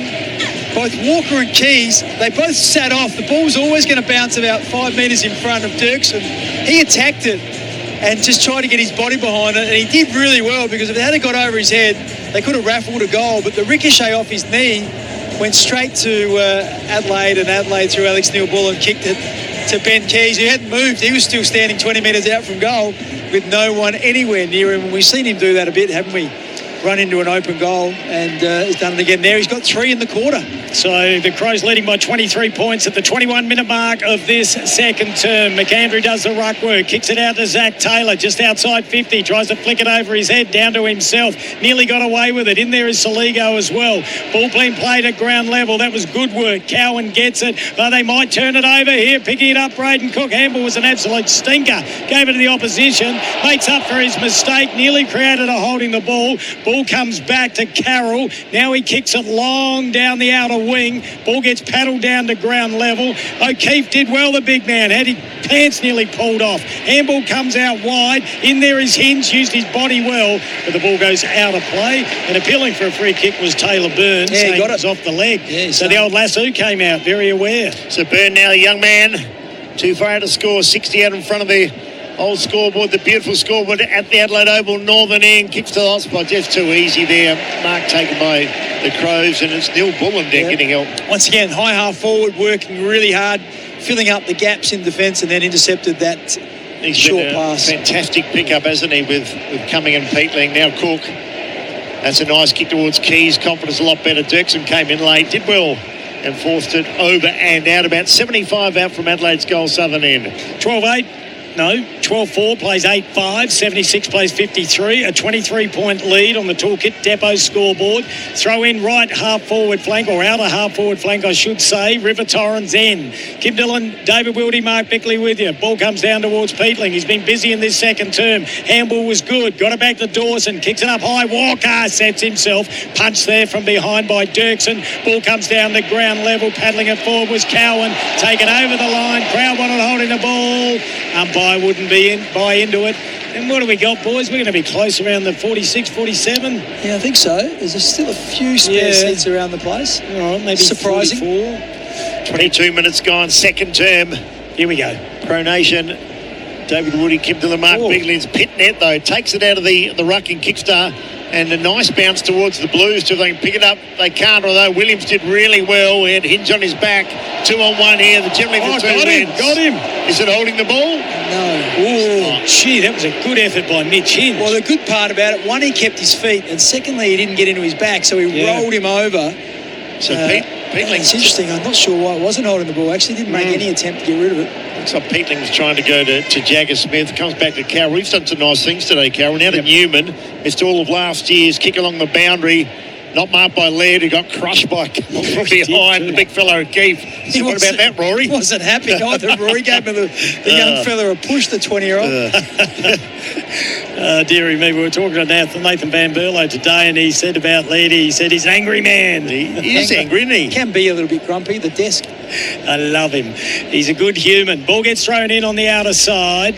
Front position, McAndrew. Got a dinky little tap, but it went straight to the opposition in Chera. He drives it inside 50. It was an old-fashioned torpedo. Frankie Evans gets a great tackle by Miller. He's just turning into the complete defender, isn't he? Well, I thought he tried to mark it from behind. Almost Frankie Evans had a bit of a bite at it, but he's good enough to get it out of his grasp and to ground and then tackled Evans. As we mentioned, Frankie playing without the glasses. Which is good to see and probably good for him. The ball goes down to Peatling. It's a terrible kick, though. Kicks it out of bounds on the full. So bringing the ball back into play will be Lewis Young. A bit of a journeyman, Frankie Evans, isn't he? Geelong and Port Adelaide. Yep. Yeah, and they're here. Just feel like Adelaide's handball's been better tonight. Just looked a bit sharper, hasn't it? They've been able to link up a number of times and get it out of defence. Yeah, Blues, Cripps, that's a beautiful mark. They don't have a lot of match winners. He can be one. They don't have Wiedering. Kerno's gone. De Koning's gone. Silvani's gone. That was the skipper on skipper. It was nice mark. Jordan Dawson and Cripps shoulder to shoulder. Dawson would be disappointed with that because he didn't end up jumping. He just got pushed out of the way. Normally Cripps juggled it and took 3 bites at it. Now he's going to have a big shot on goal to get this back into the teens. 17 points if he kicks this. Normally an awful kick for goal. Yeah, over the journey, he has not been a good kick for goal. 5 best and fairest, 2 Brownlows. The boy can play. Only 45 votes in a Brownlow. Unbelievable. He's 45 out. Kim Dillon says he can't kick, and Kim Dillon is right. It misses to the right-hand side. And he's just not a good kick for goal. That's a bit like Nat Pfeiffer's superstar, but couldn't finish, could he? He just could not finish. And unfortunately, Travis Boak wasn't a good kick for goal as well. No, beautiful man, great footballer. Happens to some of them. Ball comes down the boundary line. Tex Walker takes it on the members' wing. Plays on quickly. Did I hear a whistle then? Yes, we did. Yeah, what happened? 50. Oh, Biggs, take us through that. Didn't move back. I'm not sure. It's going to be a big 50 too. I'll tell you what, it's going to be close to being in Walker's range. The man standing the mark is 55. Oh, what's that all about? Frankie Evans gives it back to him. Tex plays on. He goes to the forward pocket looking for Thilthorpe. What a kick. Hey, the big filthy went to his knees before the ball even got there. That's how good the kick was. Well, that was the only space in the forward line. Walker kicked it there and forced Thilthorpe to run after it, but it's going to be a tough shot. He's outside the field of play. He's going to have to run around on his left foot from about 25 to 30 metres out. So that's the degree of difficulty. It's not one of those close ones where you're next to the point post. It's a fair way around. So Rochelle 4, Keys 3. It's where he should have been taking a shot from when Ben Keys stole it off him. Hit the post. Oh, gee. Wasn't a bad attempt, was it? So minor score. They go to a 24-point lead. The biggest has been 26. That's on the Toolkit Depot scoreboard. Their auto sale is on now. Yeah, 26 gone. Nearly approaching half-time. We know Carlton's second halves haven't been good, so Adelaide would certainly fancy themselves. Newman plays to himself and kicks to the far wing. Mark not taken there by Mackay. Disappointing at times, the big fella. Should be better than he is, I reckon. Evans there went to ground. Here goes Dawson. What a second quarter he's had. High ball. Thilthorpe can't get there. Cowan in front. Gee, it almost could have got a free kick there or the mark. They're under the pump again. Holland's in there.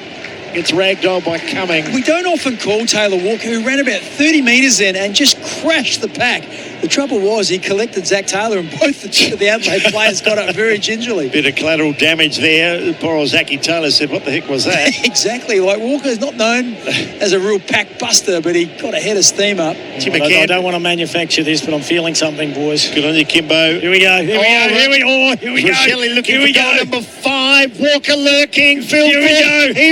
Here we go. And Mike falls through. Not under a lot of pressure there, but it's a point to Adelaide. You felt something. You felt a minor score. 78 plays 54 in the shadows of half-time. All righty. Still time for both sides to score, I would suggest. 3 minutes remaining. The signs are up. I need to change bench there as we have a look down there. Boundary update thanks to Green Door Pathways, linking employers with military veterans, and we love what the military have done for our country. Nice little sidestep there. That was beautifully done by Boyd, playing in the long sleeve jumper. Don't see that a lot nowadays. Bullet-like pass in the middle. Hitting the back of the hand there. That was well done by Zach Taylor, but they are out.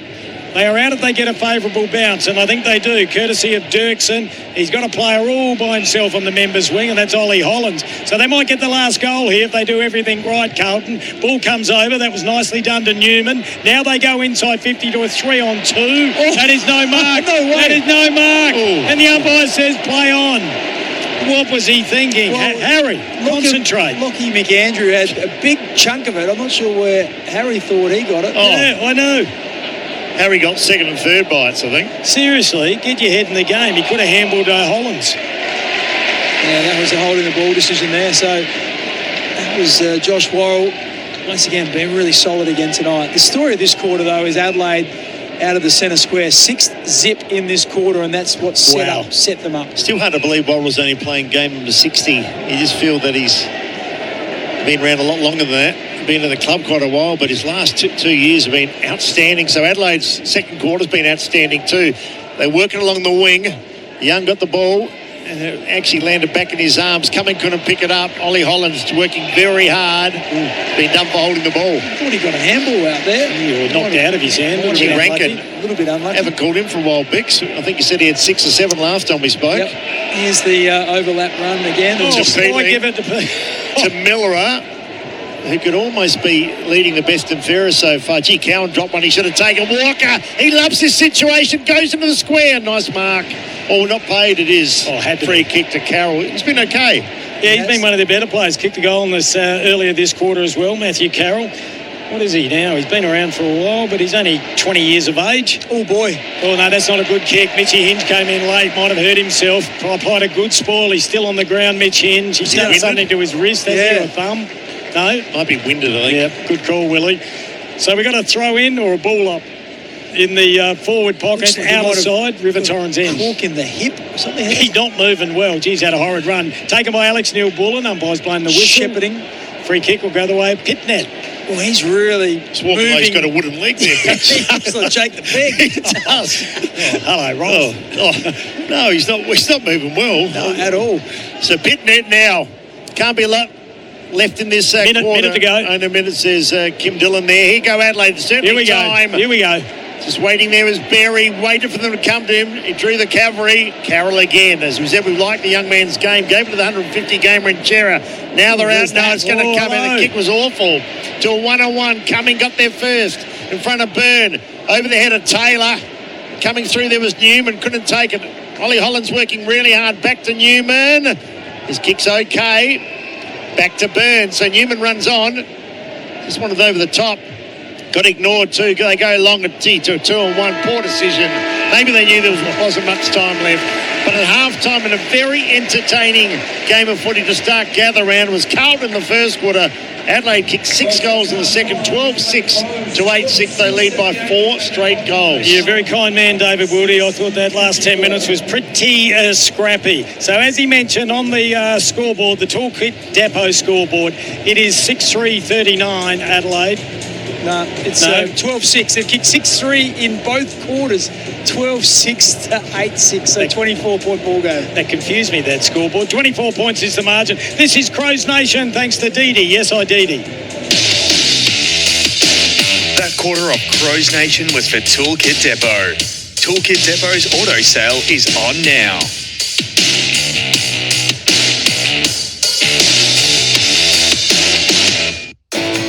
Wherever there's adventure, you'll find the Isuzu D-Max. With greater fuel efficiency and up to 3.5-tonne towing capacity across the range.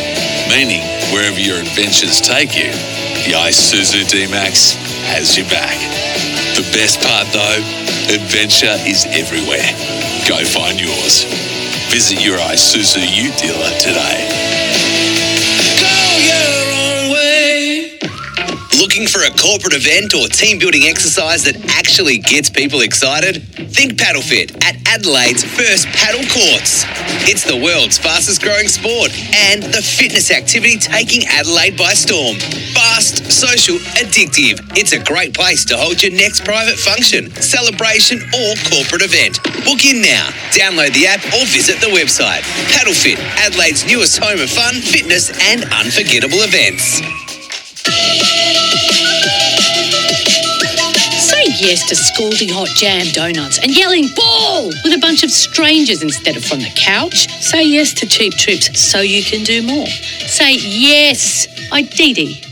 Everywhere you look, there's a sign popping up saying sold by McGain again. McGain Real Estate, celebrating 50 years helping South Australians reach their real estate dreams. Contact your local McGain agent today. Game day, training day, or just couch day watching the footy, here's a simple win. Ditch the chips and grab a healthy handful of Aussie almonds instead. They're packed with plant protein to help support muscle recovery, they've got good fats for sustained energy, and they keep you feeling fuller for longer. No greasy fingers, no mid-arvo crash, just natural fuel that goes the distance. So next time you reach for a snack, fuel like an athlete. Make it a handful of Aussie almonds. Hey, Hey, what are you doing? nothing. What are you doing? Just driving. You shouldn't text and drive. You know you're flirting with death now. You just looked so hot last night. Why, thank you. What are you wearing, babe? I've got nothing under my robe. OMG, send me a pic. Here it comes, bad boy. Stop flirting with death. Think road safety. A message from the Government of South Australia. Better sleep, better recovery, better performance. After a hard session or a long game, the real recovery happens overnight. While you sleep, your body repairs, restores and recharges for the day ahead. So talk to OMF, your overnight recovery experts. OMF have mattresses that are designed for deep rejuvenating rest, plus comfortable pillows and bedding crafted for your comfort and temperature balance. Shop online at omf.com.au or at over 50 locations nationwide. Darren's days of digging blind are over. Ever since he blindly dug into that internet cable and took out an entire neighbourhood. Ever since his insurance declined to cover the repair costs. And ever since he saw that he was millimetres away from also striking a high voltage electricity cable. Don't be like Darren. Always search before you dig online before every job to avoid striking buried pipes and cables. Search before you dig online every time and never dig blind. Tundra. Toyota's flagship truck is here with our most powerful performance hybrid engine, undeniable Toyota quality, and a 4.5-tonne brake towing capacity. It's ready to work hard and play harder. Question is, are you ready for it? Toyota Tundra. Ready for everything and available now. Oh, what a feeling. Toyota.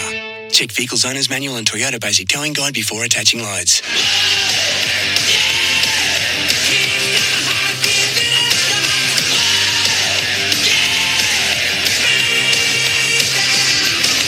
You're listening to Crows Nation for DD. Yes, I DD this footy season. Ball still alive. Saligo gets his third possession. And there it is for Rochelle. He's kicked 4 goals already. What a goal. That was an absolute beauty. Lurking there was Saligo. So too Beetling. Beetling tried a little shimmy there. Got round one. Couldn't get round two. Keys would love a goal. And I reckon he's got one. Finally, Benny Keys hasn't kicked many this year. That's a beauty. Quick handball to Keys. Gets it. Snaps it. Benny Boy's got 2. Adelaide lead by 19 points. That's a 26-point turnaround in 6 minutes of footy. Maccas, I'm loving it moments. Never miss a moment of footy with McDelivery. And the Adelaide fans were loving that as well. Maccas, I'm loving it moments. Carlton led by 7 points at quarter time. It's half time here at the Adelaide Oval. And it's the Crowies 12-6 to 8-6. A 4-goal advantage, 24 points. Let's get into the halftime floor show for Choices Flooring. The halftime floor show for Choices Flooring. Style, comfort, quality. Helping you choose with confidence. Choices Flooring, helping you make the right choice. And we'll go to the human weather vane now. Bex, what's happening? Well, we've got some light mist now. Light mist coming down. This would fill your rain gauge. No, it wouldn't. I'll tell you what, it would have filled it earlier today. I'm just looking at the BOM website, just trying to see if this is a passing shower or what are we contending with. But it's a bit disappointing in a lot of ways because the ball's been pinging around the place. I'm just looking now at the satellite picture. There's not a whole lot of cloud around the place, so maybe this is, like I said, just a little bit of mist, and hopefully this might pass soon. If you come back in another life, you'll be working for the BOM or you'll be a farmer. There's nothing more certain. Just a very little bit of light cloud. This will be past maybe even before they come back out. Good. After half-time, but it will make the ball a little bit greasy and slippery for the second half. All right, this is Crows Nation for DD. Yes, I DD this footy season. Let's go through a few things. Let's have a look at some of the key factors why that game turned around. Well, it was all to do with the centre square. So that quarter, Adelaide won the centre clearances 7-1. So it was 8-3 at quarter time, and Hawthorn were dominating. And every time they went out, they got it in deep. They scored goals. Well, it was just like they swapped Guernseys because right now it's 10-9. So Adelaide had a 7-1 quarter out of the centre square. Dawson was excellent. We saw Rochelle get a couple out. Peekling got a couple out.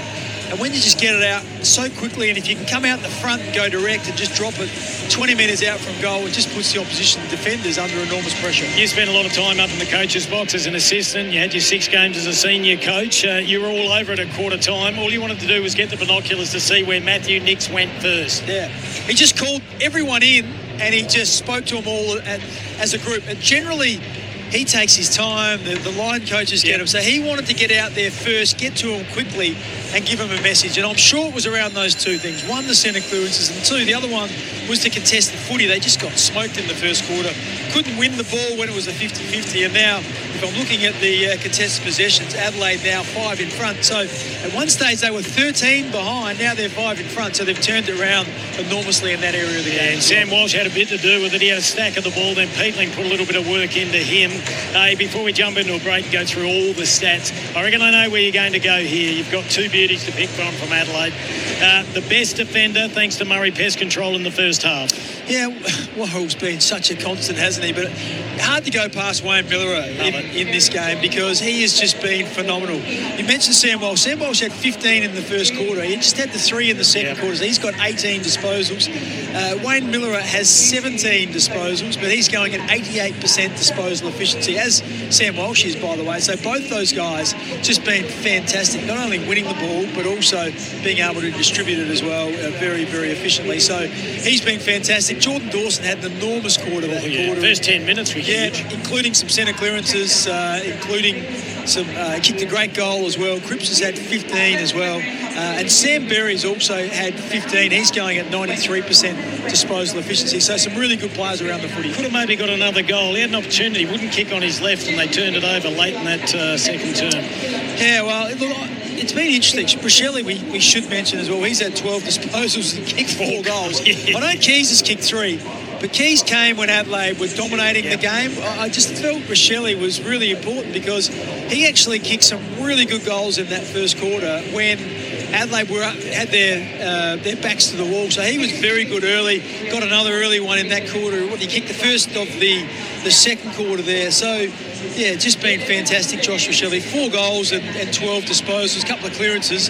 Yeah, probably very close to the best player on the ground. All right, we'll take a break. The best defender, thanks to Murray's Pest Control. Pest problem, no problem with the team from Murray's. It's Adelaide leading by 24 points. This is Crows Nation for DD, yes, I DD, this footy season. David Wildy will be back next with all the stats.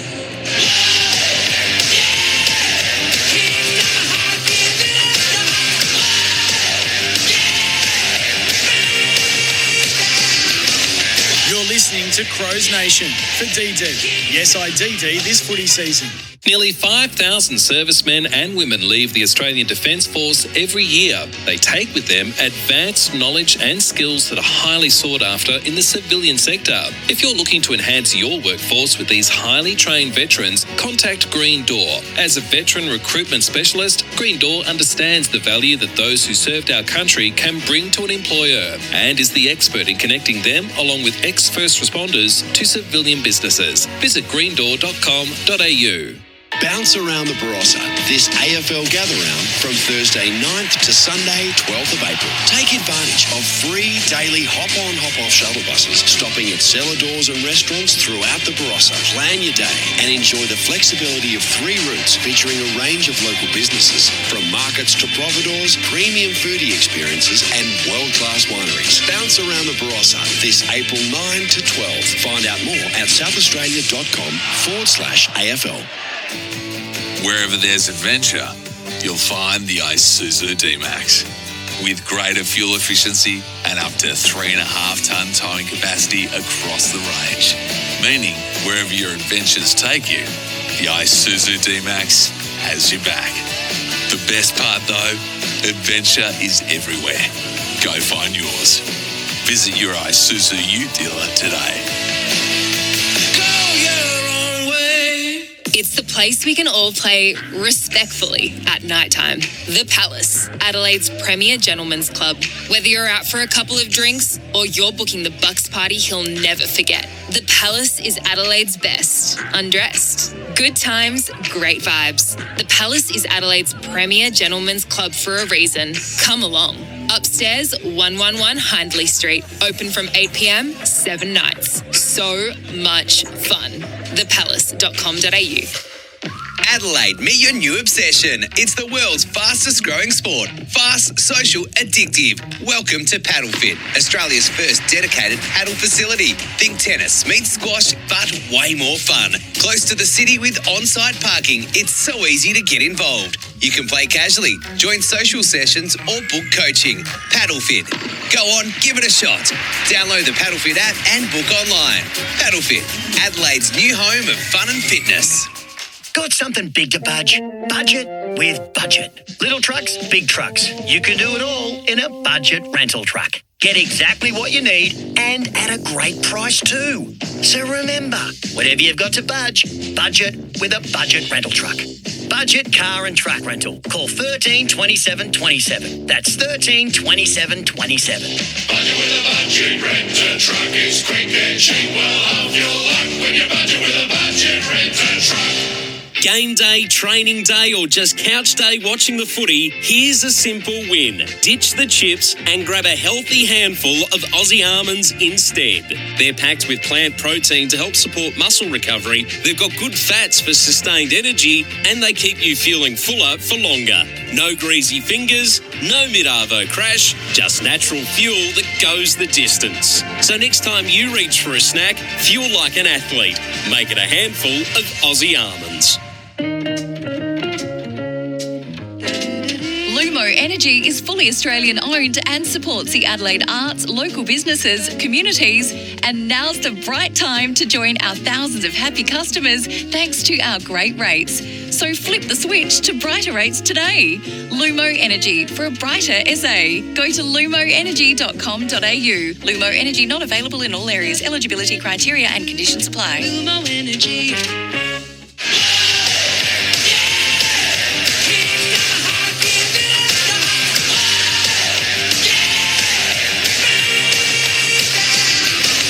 You're listening to Crows Nation for DD. Yes, I DD this footy season. In light rain falling in Adelaide Oval, Adelaide lead at half-time, 12-6-78, 24 points clear of Carlton, 8-6-54. Crows Nation for DD, yes, I DD this footy season. Mark Bickley. Let's have a look at the market today. Haven't been a lot of great marks from a game today, but a couple of nice chest marks, and thought Elijah Holland took one where he couldn't see the ball, took a really nice mark, but not a lot of high marks. No, there hasn't been, and it's going to be even more difficult with this misty rain falling. I think Mike Dobbin, as the principal of McGain Real Estate, he'd probably say, boys, just put it on ice. He could probably take a better one than what we've seen out there tonight. I must say that he's a huge Carlton fan. I know he's here tonight, definitely. And, he's with a whole heap of Carlton people watching this game, so he'll be a bit despondent at this stage, but not too many high marks to talk about. Did you expect it to be basically a shootout tonight? Carlton don't normally play that way. No, I wouldn't have thought so. Once again, the conditions being a bit blustery, they were, the ground would have retained a little bit of water throughout the day because we had some really heavy rain today. It's now going to be pretty slippery and a bit of a slog, so interesting to see how this game goes, because Adelaide have thrown the ball around. I know Adelaide coming into this match, their handball to kick ratio has been quite interesting. It's been about 2-1, 2 kicks to every handball, which is much different to what it was last year. Tonight, it's about 1-1, and we've seen that, the way they've thrown the ball around by hand. They've been much more attacking and tried to be more positive and get that overlap run. So far, it's paid some dividends. I know you're a big supporter of Rebo Fitness, training made simple, no lock-ins, 24/7 gyms, just from $9.69 per week.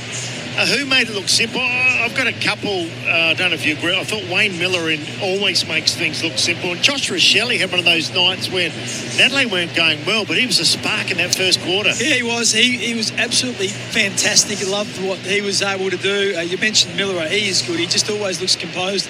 And Sam Walsh's first quarter, hard not to talk about him. 15 disposals, forced Adelaide to I think Peatling at different stages was trying to get alongside of him. And whatever they did, they were able to quieten him down. As this rain just gets a little bit heavier now, this will have an impact on the way the players handle the footy. So not ideal for Carlton, when you're 4 goals behind and you're trying to come back.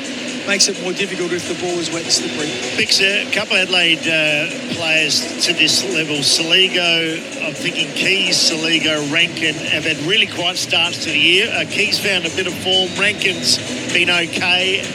Saligo's still nowhere near his best, but you'd like to see them all get back. And even Phil Thorpe from his lofty standards last year hasn't quite reached them. No, you're right, and that's probably just speaks a little bit about where Adelaide are so far this year. 1 and 3, they've had some close losses. They've played some good footy for a quarter or for a half, but haven't just been able to sustain it for any sort of consistent period of time from first quarter to last quarter. So even in this game, if you look at in the first quarter, there was 2 periods in the first quarter where Carlton went on a 3-goal tear from the 4-minute mark to the 13-minute mark, and then in time on from the 25-minute mark to the 30-minute mark, they kicked another 4 goals in a row. So just haven't been able to maintain the intensity across the whole quarter. And that's a little bit about the fact that, some of their players have been going missing. So that second quarter was much better. Dawson was great. Miller was great. Berry, Rochelle.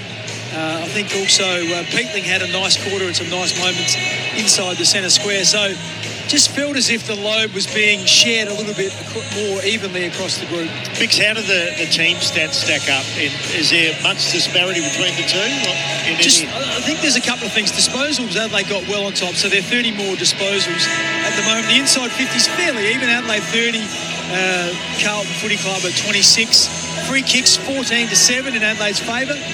Haven't noticed that, obviously, with the Adelaide crowd here. You probably won't, because they're not going to sort of disapprove too much when the home side's getting the clearances, getting the free kicks, and the centre clearances are back to 10-9 now in Adelaide's favour. They were 8-3 against, so there's some of the contested footy is also in Adelaide's favour. But one that stands out to me is the marks. Carlton have only taken 23 marks. It just speaks to the fact they play this contested style of game from one contest to the next. Not great at maintaining possession, in chains down the ground. Adelaide been a little bit better, even, not huge numbers, but Adelaide have had 39 marks, which is almost double what we've seen. Not quite a full house, Bix. No doubt the rain may have kept a few away. They were absolutely poured earlier today, and it's starting to rain now. But a few of them are running for cover right now because the ponchos are out and they're getting a bit wet.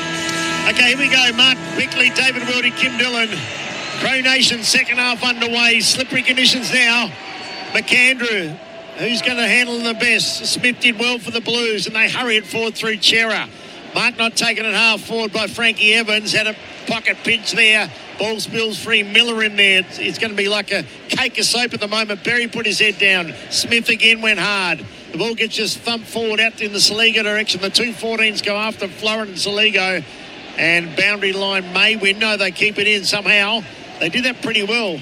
Already players starting to slip. Dirksen fell over. Ball comes back into play. This is going to be a slog, isn't it? Could have been a tackle. I thought it might have been a free kick to Chera. It's gone the other way to Neil Bullen. Holding the ball. So, as you can see, just that bit of rain, things very, very slippery. Adelaide going to the northern end. They've got a 4-goal lead. Very handy given the conditions. Ball tapped away. And Ollie Hollands can't keep it in, just inside Adelaide's forward 50. Bix, you'll like this. A lovely gentleman from the Bureau of Meteorology from the BOM, Adam, was listening, and he just rang through and he said there will be a couple more showers, just to advise Mr. Bickley. Thank you for that. What was his name? Adam. Adam, well done, Adam. Yeah, so there's going to be a couple more. Well, it'd be nice if they had some sort of certainty. This morning they said there'd be no more than 5 millimetres in the day, and we've had about 50. The gentleman's just done hold your ground, Bix. Hold your ground. The gentleman's just done us a favour, and now you're giving him a whipping. No. Ball goes out of play. 50% chance you might get a couple of mil, and maybe 20% chance a bit more, and 25% a bit. Bix always says even a broken clock's right twice. And I've heard that one. Very ambiguous. It's like the horoscope, really. I love that word, ambiguous. All right, we've got a little dilemma or a little consultation on the members' wing. It's going to go Adelaide's way, the free kick. Oh, Benny Keegs will get it. He's on tonight. This could just turn around his season. It's a lasso that came off the boot of the Carlton player. So the breeze is coming and the rain is coming from the western side and going west to east across the ground. Big leap there. Thilthorpe couldn't get it on the second attempt. Ball at ground level. Cowans gets a sneaky little handball. That was sneaky by Rankin. The ball went out of play. The umpire didn't see it. It's play on still. That was over the line. Now the kick goes across. That was a dangerous one, but a good one, and Carlton might get out of trouble. Yeah, so the Blues just take their time and they do work it out of trouble. Ainsworth got it up towards McGovern. In front is Worrells. Got pushed out of the contest in the end.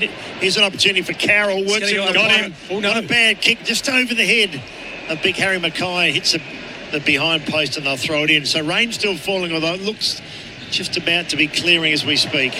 Yeah, not good for your organisation where your general manager McGain Real Estate. We're looking for a mark of the day and there hasn't been a lot out there. Maybe we'll see a sliding mark. I don't think there'll be too much overhead. Nice tap by McAndrew. That was beautifully done by Michael Annie. Got it to Laird, jammed it on his boot. Laird, he won't be happy with that. Turned it over. And the free kick taken by Florent. He's been all right. Yeah, Dad played tennis for Australia as a doubles player. Oh, that's a big kick. Did they touch it? Just. Was that Dawson? Or Ball Ace, I think, came over the top. Fingernail job. Yeah. All right, so what have we got? Margin back to 23. Is that the first score? Yes, it is. So Miller with the ball. She said he's just had a super year. He's got his body right. He's just a classy player, is Wayne Miller, and works it out to the wing. And they normally don't play too badly in wet conditions. Remember Port Adelaide last year? They're out, Willie. Come on. At the back of the pack now is Neil Bullen and Newman. Keys coming to third man to lend assistance. Neil Bullen trying to shove it out to Keys. Haynes in there. See, they can't pick it up against right full forward pocket. 30 up for the goal. Walsh did well. Now, the only team to get it out there was Carlton outside the defensive 50. Slap back in on Walker. Did really well. Well done. Great hammer to Rochelle. He got gang tackled. No, he didn't. He got out of it. I don't know how. Ends up with Cook. Little shimmy now. Cook kicks to the hot spot. Saliga pushed out of it. Cumming was pushed out of it and will take the free kick. 20 out directly in front. Wow. Normally a pretty good kick. And that's what I like about Braden Cook. He got the handball fed out to him. He's on the 50. It's a wet, slippery ball. Just had the composure. Instead of having a blaze away shot, he looked inside.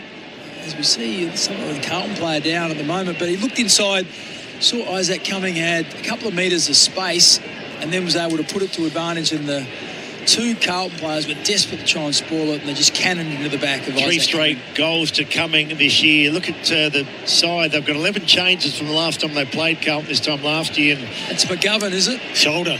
Mitch McGovern, right shoulder. He just looks a bit winded, I think. But players have lost Curnow to Koning and Silvani and Durden. Wheatering's injured. Hayward's injured. They're running out of troops, the Blues. And well, I don't think anyone had them in the top 10, did we? No, but a couple of years ago they made a prelim final. Well, that won't help this year. It just dropped off the face of the earth, haven't they? So Isaac Cumming, normally a pretty good kick. I'm not sure why the hold up in play. Like, McGovern, either go off if you're injured. If you're staying on, just get out of the way. It's a set shot of goal, and let's get the game going. Well done, Bix. Exactly. They're like Adam with the weather there. So we're just waiting for Cumming now. I love it. 30 out, directly in front, northern end. They were going to make you an ambassador. We've only had a point scored. That was to the Blues. Crowd hushed. Crowd pretty wet at the moment too. Cumming kicks a goal straight as soon as it left the boot. You just hit it perfectly, and Adelaide get their 13th goal to start the second half. 13-6-84. The Blues left in their wake 8-7-55. A lot of people celebrating that goal, and a few people celebrating to the right of us. Ryan Harris, coach of the Saka, after taking out the Sheffield Shield final against Victoria in Melbourne. It doesn't get any better than that. He just gave us a wave and said he hasn't been to bed for 3 weeks. I was just watching the replay. It was friendly fire. Frankie Evans came cannoning in to try and spoil Cumming, and he just smashed into McGovern, and that's why he's a little bit sore. I went into the official AFL function on the way here, and Alex Carey was also being honoured as well in there as a special guest. So, a couple of Sheffield Shield heroes. One of the real heroes of that game, of course, that second innings century was a match winner. You saw the great Malcolm Blind and Patsy? Yes, sat on their table. Was very Blighty. Avid listener, Blighty, avid listener. Yeah, when you did a show with him for a long time, we miss him at SEN. He's a good man, and he's a dual premiership coach. Looking for the free kick there was Rochelle. Yeah, he's got it. Oh, he did too. Gee, much improved player. Always had the talent. We just saw the replay there, thanks to Rival Brothers Coffee Roasters. The lead, 29 points to Adelaide on the SA Police scoreboard. Speeders come out of nowhere. So be careful this gather round. We love their support. Josh Worrell gets the footy again on the halfback flank, Members side. River Torrens End drives it long and wide and ugly, and it goes out of bounds on the full. So the free kick immediately will go to Carlton. I thought the rain had cleared, just starting to come down again, but it's only light. Well, I just told you it was going to come back 2 more times, Willie. No, you told Bix that, not me. You didn't? Oh, you weren't listening? I agree with you. Thank you. Paul, what's happened here? We heard a whistle. It's going to be coming down to the Blues. Big Harry Kai, Bix, doesn't do enough for you, or? No, well, he's on the Coleman medal as well, and you just feel like, you need to do more. One of them in 2021, I don't think his brother does enough either. They just seem to be a lot of talent and very nonchalant footballers. Neil Bullen bent down, picked it up. Here we go. The 2-on-1 here. The 2 almost won. Young. Dawson now tried to pounce, pushed his man off. Ollie Hollands. Dawson tries to get him again. Did well. Yes. Slides into him. Ollie's in pressure. He's under real pressure. Is it holding the ball? Umpire, no sense of theatre. Just looking at the scoreline, Adelaide have kicked 8 of the last 9 goals, so it's just been dominant since late in the first quarter. You can just tell from that tackling then, they've got their head in the trough. All right, umpire blows the whistle, free kick, and it'll go the way of big Pitnet. Mark Pitnet has the ball. No, it's going back. He thought he had the free kick. Or did he have it? No, he gave it to Newman. Didn't want to kick it. Newman goes down the line. Members wing close to the boundary line. That's off a boot. Is that off Frankie's boot? No one knows. They'll have to go upstairs. I wonder whether they will just hold it and check, or they just throw the ball in. Well, that looked like it came off the boot. Well, no one claimed it. That was the issue. Someone should have just went straight. Here we go. I reckon it went off Frankie Evans. Put his hand up. Do we need breaks though like this? Just throw it in. Oh, well, I tell you what. If there was 50 seconds to go and you're 5 points down and it comes off the boot. Can we play it 100 years like that without worrying about it? We did a lot of stupid things 100 years ago. Yeah, you might have. Yeah, there's goal line technology now as well. Yeah, but I think if you can make things better. Yeah, but not when you...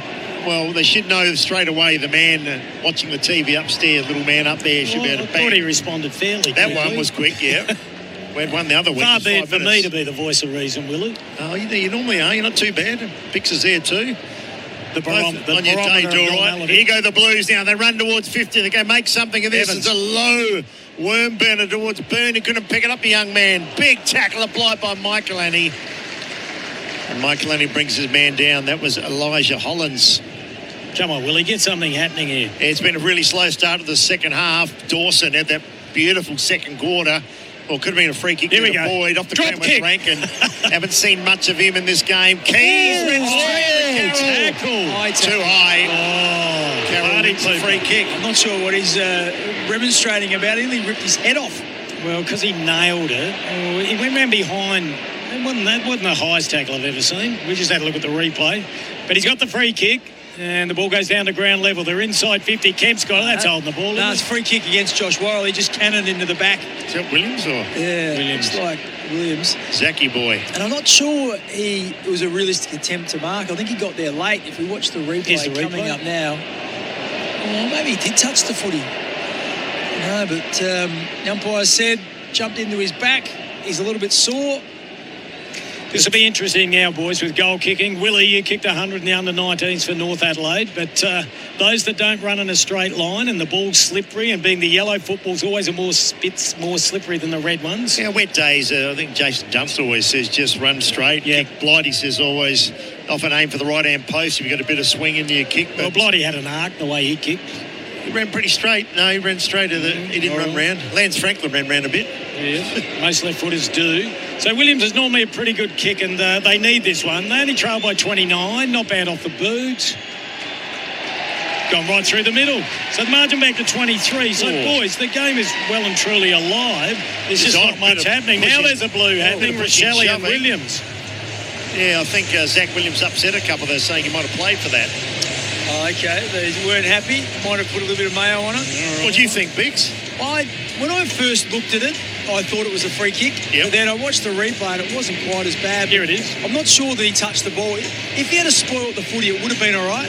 But he was late to the contest, didn't touch the ball, and he cannoned into the back of Williams. So, yeah, I'm comfortable with that. Okay, you reckon he didn't touch it, Worrell? No way. He got there late. It came off of Williams and Rochelle's hands, and then Worrell came in and jumped into the back of him. Well, I'll tell you what, if they get the next goal, Willie, it'll be 17 points and the crowd will get involved. Here, the bomb was right. Apologise. Look at this. Well done, Adam. 23 points of margin. Adam said light rain. This is heavy. So no, he said there'll be 2 more good showers. Up they go again. What can Adelaide? Can they answer? As we said, they can play good wet weather footy. They'll need to because it was really wet out there at the moment. Oh, look at this. Dawson threw it on the boot. You can hardly see the players. Up towards centre half forward. Comes down to Berry. Berry went over the top to Neil Bullen. Dillon. He got tackled. We're going to see a lot of that, having it and losing it. They all dive in. There must be 14 players around the footy. It is bucketing down here at Adelaide Oval. Mark Bickley said it was blowing through. The bomb rang up and said we're going to get 2 more severe ones. Phil Thorpe comes out wide. Rankin from some Rankin magic. Not even he can do it. It's a behind. It's like we're in the tropics. I know. Oh, dearie me. 24 points to lead to the Adelaide Football Club. That's on the SA Police. Speeders come out of nowhere. Think road safety scoreboard. We love their support. The ball comes back into play. It's Newman. Gee, it is hard to see, isn't it? Bad enough being down here at the River Torrens end behind the goals. Ball goes down to ground level. Taken by Walsh. Had a huge first term. Beautiful pick up there. Handball goes out the back door. That's to Dawson. Ball on the members' wing. Puts it nearly inside 50, but Haynes takes a really good mark. He's a safe, intelligent shepherding. There's the umpire. Wow. It's been paid to Riley Thilthorpe. I'm not sure he gets the journey from here. TV doesn't do it justice, does it? Is that bucketing now? The TV looks like it's okay. Bix, I'll have a coffee with you. He gets the distance. Okay. So you keen though? I'm happy to. All right. If you want it. I have a weak flat white, 1 sugar, because he will get the distance. He'll probably kick the goal as well. What do you reckon, Willie? I think he'll get the carry. I don't know why you have a weak flat white, though. What's the point of coffee? I've got issues, all right? He lines up. He's going to kick from just outside 50s, a thumping kick. There's a coffee on this. He's got the carry easily. No problems at all. No, you missed the goal. I didn't say kick a goal. I tried to overkick it, and that's why I missed. That wasn't the bet. A weak flat white, 1 sugar. We can get it later. We digress. 13-8 plays 9-7. Heavy ball. Crow Nation here to start. Gather round. They use about 6 balls in a game. Riley's just still trying to find some form, isn't he, from last year? He's a wonderful player. Has he got a bit of has he had a back niggle, Bix? Yes. I think he had at one stage he was almost a late withdrawal in one of the games, missed the captain's run, but can't be too serious. Well, McGovern's okay. He's popped up after we thought he was shot. The ball now back towards the wing for the Blues. No mark taken, or was it? No, it wasn't. It comes out the back door. Berry still working hard at Curvis. Could have gone in board. Does now to Laird. Haven't caught Lairdy all that much tonight. That's a shocking kick. Absolute shocker. And Haynes gets back and takes a nice defensive mark. Oh, a lot of people very aware of we're returning the ball over. We get a lot of texts. I don't know about you, Bix, with your show, but he's still in my 23. But the pressure and heat is coming. Well, he's in the Crows 23 too. Yeah, no comment from the former captain. Oh, no, I thought that was a statement. Oh, right, okay. I like it. No, it was sort of a question. Bit of niggle in the box at the moment. No, there's not. All right, ball picked up nicely by Murray. There's Laird, got it. Dropped there in the wet conditions by Peatling. Got a handball away, almost thrown over to Worrell. He goes over the top and finds Dawson. He says, I'll crash through everyone. Then bailed out with a handball to absolutely no one. But saving the day was Zach Taylor. He's beset upon by 3 players. Bit of heat in the kitchen at the moment. Loose ball. Finn Barmaley was there. Umpire didn't pay it. Picked up by Taylor. Does the mongrel torpedo punt inside 50. Riley Thilthorpe got a hand to it. Ball goes down the ground level. Close to the boundary line, still in play. Why's that coming? Got the old 7-iron out and just hit it off the ground. We'll see a bit of that tonight, Willie. He did. Now Adelaide still trying to persevere going forward, but the Blues pick it up, and it's not a bad kick to a 1-on-2, but McGovern tries to get after it. Just let the ball go past him then. Now the shepherd and no one went after it. Finally comes out the back door. Cook picked it up, did nicely to Laird. Well done. Laird gave it quickly to Curvis, who gave it to Michael, and he needs to be all about the kick. It's not a bad kick to the wing, but very hard to mark. Coming couldn't. Off his chest and out of bounds. 13-8 plays 9-7 Toolkit Depot scoreboard. Biggest margin for the night was earlier this quarter. 29 points on the SA Police scoreboard. Speeders come out of nowhere. Just concentrate while you're driving and don't have any bevies if you're going to drive. Margin now 25 points. This is Crows Nation thanks to Dee, yes I Dee, Kim Dillon, David Wildy, Mark Bickley on a Thursday night. Game 1 of Gather Round. And the ball's been smothered, goes out of play right by the interchange gates down there on the members' side as we go down to the boundary thanks to Green Door Pathways. There's a little bit of activity there. Some of the players looking a little bit cool sitting on the bench. A lot of supporters look very wet too, Kimbo, down there. Well, a lot of them have sought refuge out no umbrellas allowed. They've gone to the bars. Oh, it's a bit unlucky, isn't it? No umbrellas allowed, just got to sit and cop it, and they do, but Gather round is here. I think it's going to be wet tomorrow, Bix, or perhaps I should ask Adam the... Yeah, maybe Adam. I'm going to hang up my my coat. I think only a 10% chance of rain tomorrow. Okay, here goes Jagger Smith, the young man. Not a great kick. He's put it out of play on the full. So you won't see a game of high standard now because it bucketed down a moment ago. Very slippery out there. They're still crashing in. But the skills that expected have just dropped off a little bit. The kick back towards the wing. Big pack flew again. In there is Carroll. He gets manhandled. We're going well as weather presenters. I said a 10% chance. I've just checked that. I think that was this morning or yesterday they were saying that. 100% chance of rain tomorrow. How many mils? No golf tomorrow. Cripps now works it forward. So Carlton again kick it out of play in the full. So they're working it down metres-wise, but they're not. The last kick hasn't been all that good, but they are attacking and the Blues are having a go. So Worrell's going to kick long. We might get him again. Real estate mark of the day. Sold by McGain again. Could be here. Yeah, it could be. But there it is. Finbar Maley. 3 deep. How's it called, though? I know. Nothing. Well done, Willie. Gets it over towards Nan Curvis with a handball. Plays on. Mark taken by Rankin. Normally good in all conditions. And he turns it over. Kicks it straight to the opposition. Oh, he played on. Oh, yes. And Tex tried to bump him. That was stupid. Haynes just sidestepped. That was Mark nearly taken. No, free kick. Bix called it. Arm chop. It goes towards Isaac Cumming. And that was Carroll, the offender. Tex at the back of the pack. Ball comes to ground level. A little bit of magic from Isaac. Left foot. Oh, that was just so unselfish. I would have rathered a bit of magic. He's turned it over, Willie. He has us. Oh, there he is. The scoreboard is a chance for Adelaide holding the ball. Umpire says nothing doing. And the wet crowd even more angry now because they are soaking wet down there. Well, Rankin did really well because he tried to centre it to the top of the square, but he just overkicked it. What about the left foot checky? Yeah, but then he got on his bike, though, and laid a really good tackle and forced the ball up. Only 1 or 2 good goals, but being back into his best, Isaac. So, tough game of footy at the moment. 19 minutes we're in, boys. Adelaide's only managed 1-2 in this weather in this quarter. Carlton only kicked the 1 as well, so Peatling tried to keep it in.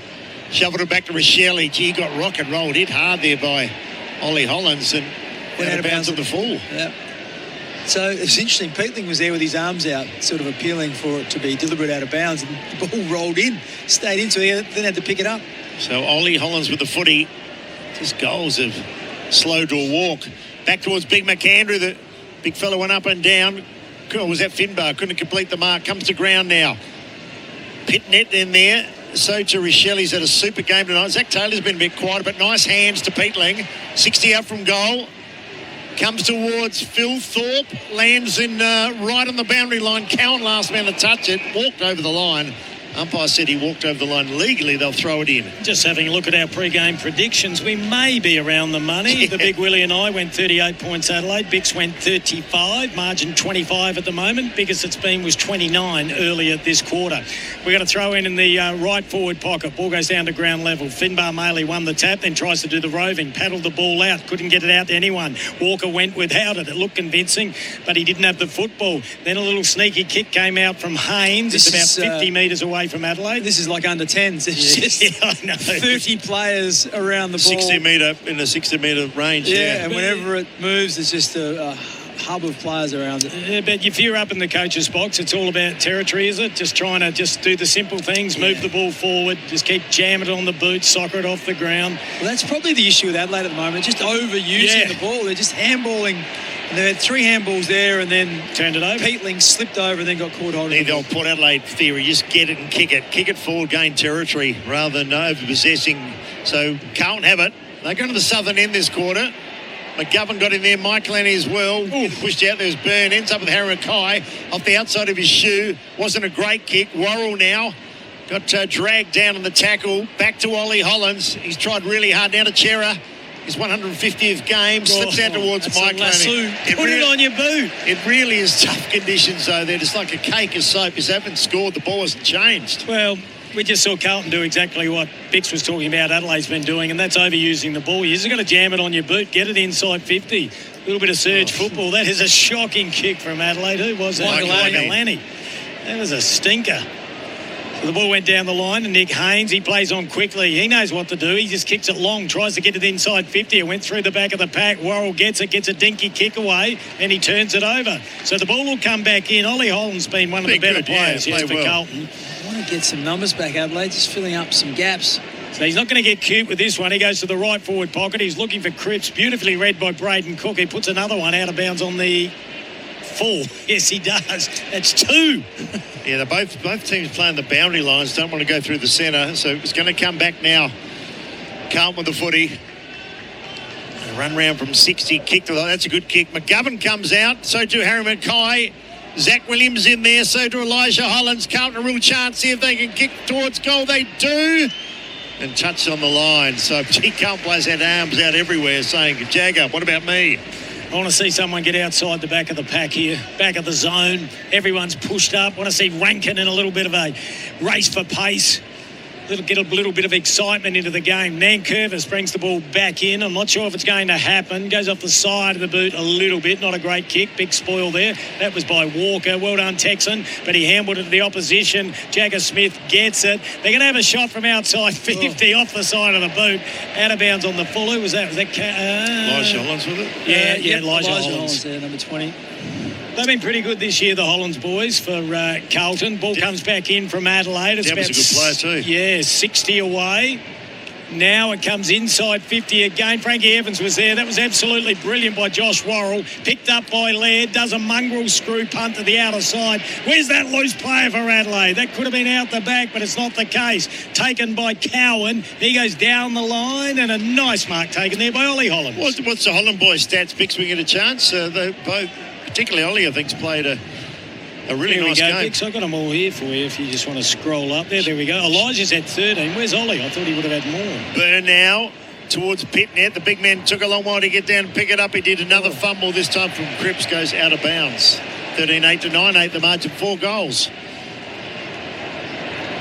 Elijah's had 13 and Ollie's had 12. Only 12, wow. Yeah, I thought it would have been Yeah, more. me too, I'm with you. You've just called Hollands a lot, that's all. Yeah, double jeopardy. Dawson leading all comers with 20. But it's not a big stat game, though. We saw what Walsh have 15 to quarter time. Yeah. He must be over 20, surely. Ball now towards Taylor. Free kick. Well, he's had 20. Jordan Dawson's had 20. Cripps 19. Rochelle, Berry and Miller are It's a great job then on Walsh after quarter time. 18. Double Jeopardy was a movie, Willie. Yeah. Yeah, it's more to do when you murder someone and then you can't be charged for it twice. Oh, since when you become a KC, yeah. Bix looked at you. We both looked at you like, wow, coming from you. Yeah, well, I thought it was a game show. Yeah, it was Jeopardy. Ball gets thrown. You'll be in a bit of jeopardy the way we're going tonight. Oh, threatening, eh? All right, the boy from Walkerville. Ball gets thrown in, big fist away by Pitnet. You are working out at the gym thanks to Revo Fitness, though. Training made simple. We love their support. Beautiful gyms. There's about 9 of them in South Australia. Ball comes inside 50. They have a moment, Carlton, but can't hit the scoreboard. Ball comes down to ground level. Adelaide have a little fumble here. Pressure. Ball trying to be socket off. That was well done by Laird with the handball. No, it won't matter. Inside the 50. Inside 50. We get a throw in. We're actually at the Anglevale Revo Fitness. There was a grand opening there yesterday. With Josh Rochelle? Yes, absolutely fantastic. 3,500 square metres of gymnasium. Wow. Biggest in Australia. Did you do a workout or not? No. Okay. Just did a radio show. All right, no need to snap. I thought you might have got a few in. Kane does chin-ups during the ad breaks. Hello to Eddie, who's producing back in Melbourne, his son. Beautiful man. That's holding the ball almost there. Almost dragged it in there. Nankervis. So this is sustained pressure from Carlton. It's been inside their forward 50 for a period of time. So often we see free kicks in this part of the ground. Yeah, normally the second half's really poor too. Bix dragged down. They've got a 10 out from goal now. They have almost a snap, but they're in the wall. The Crows. Isaac Cumming. Adelaide haven't been at any poise at all there. Cook went up and Cook went down awkwardly. Here comes Chera. He got his pants pulled down and ends up with Isaac Rankin. So Rankin looks up. There's just nobody in front. If he can get it. In the middle, he's got someone. He goes out wide. To go out wide now. As we approach three-quarter time, 13-8. Plays 9 goals, 6. So 27-minute mark, Willie. I reckon something's going to happen 3 here. minutes Adelaide's to going to go. get on their bike. 3 minutes. Ball will go out the back of the pack. Mark was nearly taken by Phil Thorpe. Couldn't take it. Loose ball comes out. Now stolen. That was good work by Rankin. Jammed it on the boot. They've got a little bit of territory. Ball at the back of the pack. Taken by Walker. If he can pick it up. Too slow, Texan. When you get it, handball it. You can't run away from anyone. I think that one there, no prior opportunity. He kept his feet. Then he had his You arm reckon? pinned behind his back. Oh, gee, I thought they might have been holding the ball. Anyway, they got it inside 50, Willie. Yeah, they've only kicked the one goal this quarter, so too the Blues. Not playing anywhere near like last year, Adelaide. They've got a few injuries, a few players to come back. Hard to judge anything, though, in these conditions because it's just so slippery. The ball's so wet, the pressure's there, so it's just... Yeah, probably judging over the first 4 or 5 weeks, though. Big so Saliga's another one, just doesn't seem to be able to find any form at all. McAndrew brings it to ground. Kick forward hurriedly towards Borlace and Mackay. Crum was Adelaide. Miller gets it from Cook. And Walker wanted the free kick for hanging on. Nothing doing, bounces. All right. Dirksen last minute. Bit of Rankin magic now. Well, it was interesting. Dirksen had a guilty conscience. When Walker was appealing, Dirksen put his hands up as if to say, I did nothing. Which is generally a sign of guilt, isn't it? Just trying to have a look. Saligo getting a rub down on the boundary. Ball gets thrown in the left forward pocket. Northern end of the Adelaide Oval. Members side. McAndrew doing the ruck work. Ball comes out loose to Berry. Quick hands were good. Found Miller. Sidesteps 2 players. Has a ping from 49 metres out. Thilthorpe's there. Gets punched away from him. Here's a chance. Zachy Taylor. Handball bounced off the chest of Keys. Check side attempt by Thilthorpe. And it goes across everything and out of bounds on the full, I think. That would have been some sort of goal from Wayne Miller in these conditions. Sidestep 1, balked around a second, kicked from 50, but just didn't have the legs to get it over the line. An outstanding year as Wayne Miller. Just does everything well, cool as a cucumber. Good quarter from Carlton, though. The second half has been normally awful.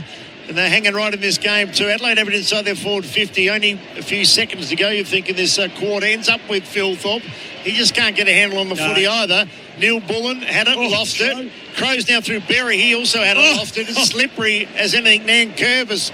Oh, it could have been a free kick there to Berry. He's going to come back, Wildy. Well picked up, Willie. Got picked, Surely pushed to the ground by Mackay. Bangs it in. There's 2 minutes to go. The big number 2's being held up on the bench. So get it 10 metres out from goal. He's going to kick from 60. So Berry now, just growing in stature as a footballer. They went to the top of the square, but the Carlton had numbers down back. Jagger Smith just gave it back to Neil Bullen. Oh, clever. Neil Bullen off the feet, handballed into his leg. I think that might be out on the full. They might look at this too. Yeah, they're going upstairs. So they're all converging, the men in green. That's the umpires, and they're going to have a look at this. It might be a free that was kick. great thinking. Here's the replay here. Let's have a look at it, courtesy of Rival Brothers Coffee Roasters. Oh, yeah, under the knee. It's out on the full.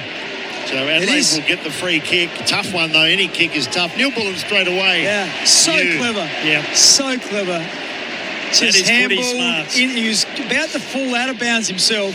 He handballed into the player that was coming in to tackle him into his shin, and then it ricocheted out of bounds on the full. That was brilliant. Premiership player with Melbourne 2021. He's tough angle. He's got the blue boots on. Just a hard-working footballer is Alex Neil Bullen. Round the corner he goes and kicks a goal. Finally we get a bit of a spark. And the very wet crowd happy just to get their hands together and clap. That was a beauty, though. One of the goals of the day to Alex Neil Bullen. Adelaide get a late one with only a few seconds left on the clock. And they extend their lead now. Kimbo to, 30 points. 30 points. 14-8 to 9-8. Yeah, that's his second goal. He kicked one in the first, but Bix, that was just intelligent, smart football. Exactly. Footy IQ 100, that one. That's off the charts. And, he couldn't do anything. He was pinned up against the boundary line. He's about to get tackled, so he handballs into the shin of his opponent as he comes in. Seen it done in basketball before when you're falling out of bounds. You throw it into your opponent and it ricochets out. Last touch, of course, you get the ball back. So, smart play. And then to go back and then to be able to finish in these conditions is outstanding. Looking at the signage from the Crows, they've got a donut up there, so I'm suggesting that's under 30 seconds. Under a minute. Under a minute. You reckon it'd be 1 minute, wouldn't it? They put a one up there. I reckon it's about to go straight away. Maybe. Maybe not. Maybe 10, if it was a minute, there'd 9, be a 1 up there. 8. Yeah, now Carlton, you might be right. Still a bit of time. Big fist away from Borlace. Ball goes to ground. The only reason I say that, they generally have a 30 up there for 30 seconds. So, well, wouldn't you have 1 for a minute? Why would you put 0? Now there's 1 going up from Carlton. They're messing with us. They've got different clocks.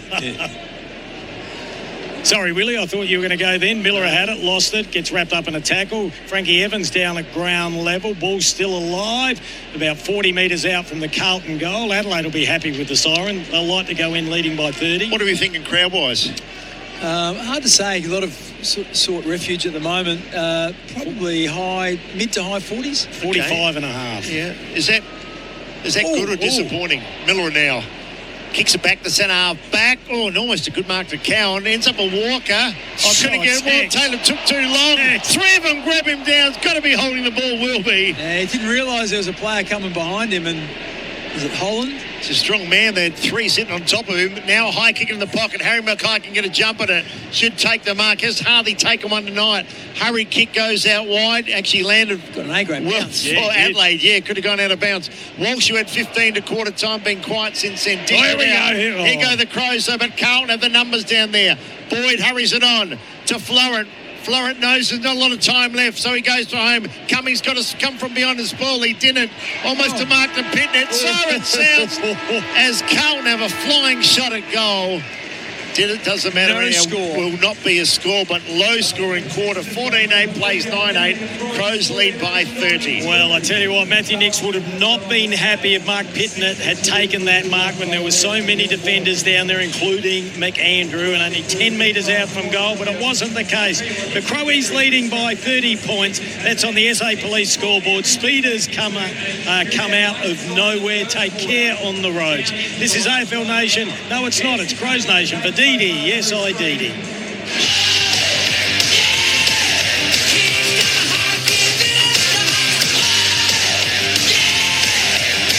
That quarter on Crows Nation was for South Australian Police. Speeders come out of nowhere. Think road safety. Game day, training day, or just couch day watching the footy, here's a simple win. Ditch the chips and grab a healthy handful of Aussie almonds instead. They're packed with plant protein to help support muscle recovery. They've got good fats for sustained energy, and they keep you feeling fuller for longer. No greasy fingers, no mid-arvo crash, just natural fuel that goes the distance. So next time you reach for a snack, fuel like an athlete. Make it a handful of Aussie almonds. Some players just make it look easy. And at Revo Fitness, they make training easy too. With no lock-in contracts and no hidden fees. Just $9.69 per week for 24/7 access to any Revo Fitness across Australia. Yep, that means you can train when you want, how you want, at a price that's surprisingly affordable. Revo Fitness. Train like the pros. Visit revofitness.com.au to find your nearest club. Tundra.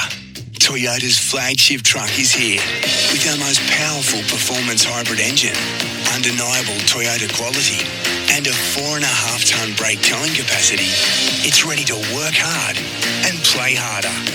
Question is, are you ready for it? Toyota Tundra. Ready for everything and available now. Oh, what a feeling.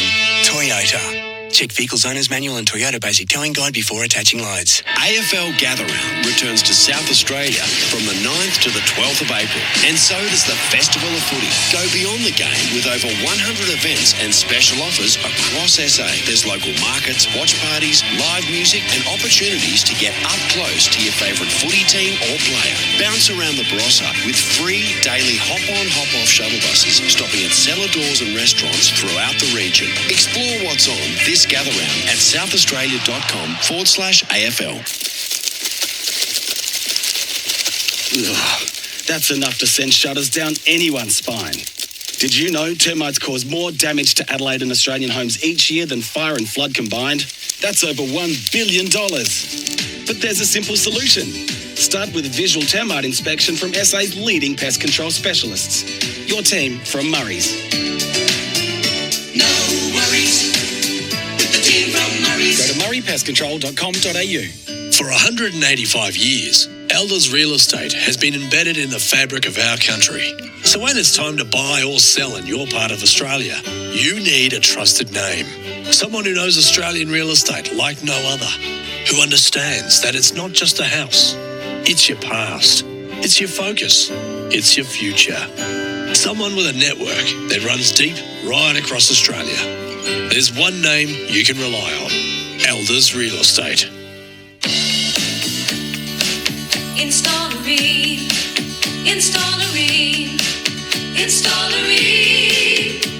For the hottest hot body you've ever seen. Rain comes on steady,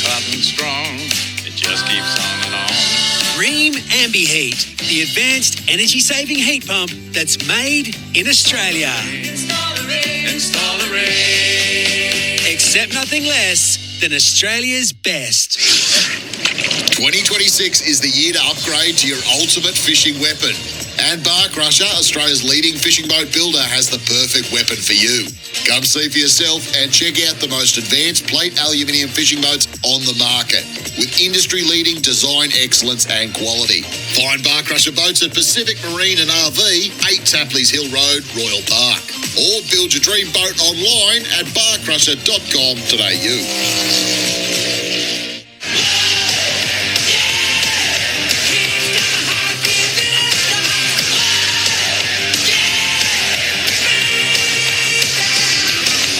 You're listening to Crows Nation for DD.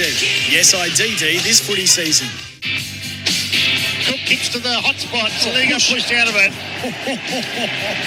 Cumming was pushed out of it and will take the free kick. 20 out directly in front. Wow. Normally a pretty good kick. Crowd pretty wet at the moment too. Cumming kicks a goal straight as soon as it left the boot. Jagger Smith just gave it back to Neil Bullen. Oh, clever. Neil Bullen off the feed, handballed into his leg. I think that might be out on the full. Neil Bullen. Round the corner he goes and kicks a goal. Finally we get a bit of a spark. Maccas, I'm loving it moments. Never miss a moment of footy with McDelivery. Yeah, tough conditions that third quarter. Adelaide extend their lead to 30 points. Bix, who's been the leading possession getters on the ground? Who's done the most for you? Yeah, let's have a look at some of the players there. Wayne Miller has had 21. Sam Berry now up to 21. Sam Walsh with 20, so he had 15 in the first quarter. So symptomatic of Carlton, really. Carlton have just kicked the 2 goals since quarter time. Sam Walsh had 15 in the first quarter, just the 5 after that. Rochelle, 20 possessions and 4 goals for him. He's had 5 clearances as well. Jordan Dawson also had 20 and 5 clearances. Been outstanding. And Josh Rochelle as well, you just mentioned him. So there's a police scoreboard. It's Adelaide by 30. Tough conditions third quarter. Pelted down for quite a while. Rain has ceased. Last quarter underway. First game of gather round. Big crowd in, a very wet crowd too. Pitnet got at the ground. Rankin in the centre for the first bounce. Walsh, as you said, started well. Has been pushed off it there by Berry. He's done a good job there. Adelaide tried to move it forward, but Florent got the first kick of the final term. Goes up towards half forward. Miller in the way. Always seems to have time. Time slows down for him. They kicked the Haynes direction. Couldn't mark there for the Blues. Taylor got it to Neil Bullen. They're working their way forward here. Adelaide, if they can pick it up, still a slippery ball. Off the ground went Keys. Holland's in there as well. So too Florent. Ends up with Adelaide. Peatling to Berry. High ball in front. Good mark, is it? Not paid. It will be chopping. Finbar Maley. I cannot understand. Carlton had, I reckon, 4 or 5 handballs when they won first possession. In the end, it went to ground. Adelaide picked it up. They had 1 handball that went back to Sam Berry, who was in a bit of space. He just threw it on his boot. He had no idea where the ball was going to go. Yeah. And fortuitously, it lands in front of Maley, and he puts his hands up and kicks. He's 25 metres out. We all know what his kicking's like for set shots. What are we predicting? Okay, go. He kicked the check side last week, was outstanding. Finbar Maley from where Jordan Butts missed, and Maley doesn't. He gave the big double copper there. Well done to Finbar. It's a nice kick up the boot. You doubted him, Kimbo, but his teammates swarm. He's got his second goal for the Adelaide Crows. More importantly, the first of the last quarter. Adelaide extend their lead to 36. I just posed the question. He had the crowd call out Moose. That's his nickname. There was a moose that went around the ground, and he's actually done well to hold his spot in the side, hasn't he? Of course, you've got Darcy Fogarty, who's not out there, still got an injured back. Murray as well, played in the first Toby game. Murray, I just saw him when I went down to the amenities, boys, and got a gentleman said g'day to both of you, and that was Brad Hardy. Oh, yes. Oh, Bradley. Brad, he's over with 6 PR there the whole week. Yeah. I reckon he's one of the first back pocket players to play offensive football. Oh, yeah. Long sleeve, just doesn't look like a footballer, but boy, he could find it, he could use it. What year did he win? 85? Was it Bix, the medal? Yeah, that's a good question. Around there? I'm a bit younger, remember that? Andrew got the handball out. Yeah, I got no idea. Picked up there by, well, that's holding the ball. Berry. Well, I know Jock McHale, Coach Collingwood. I wasn't around them, Bix. That'd be around to know.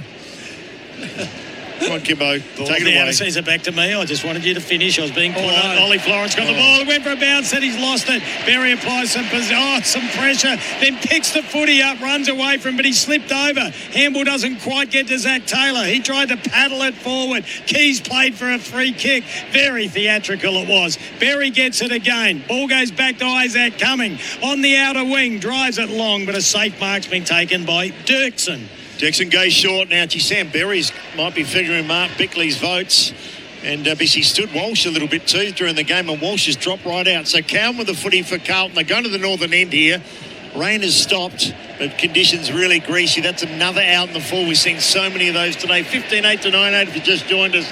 Adelaide lead by 6 goals. Carlton won the first quarter, led by 7 points.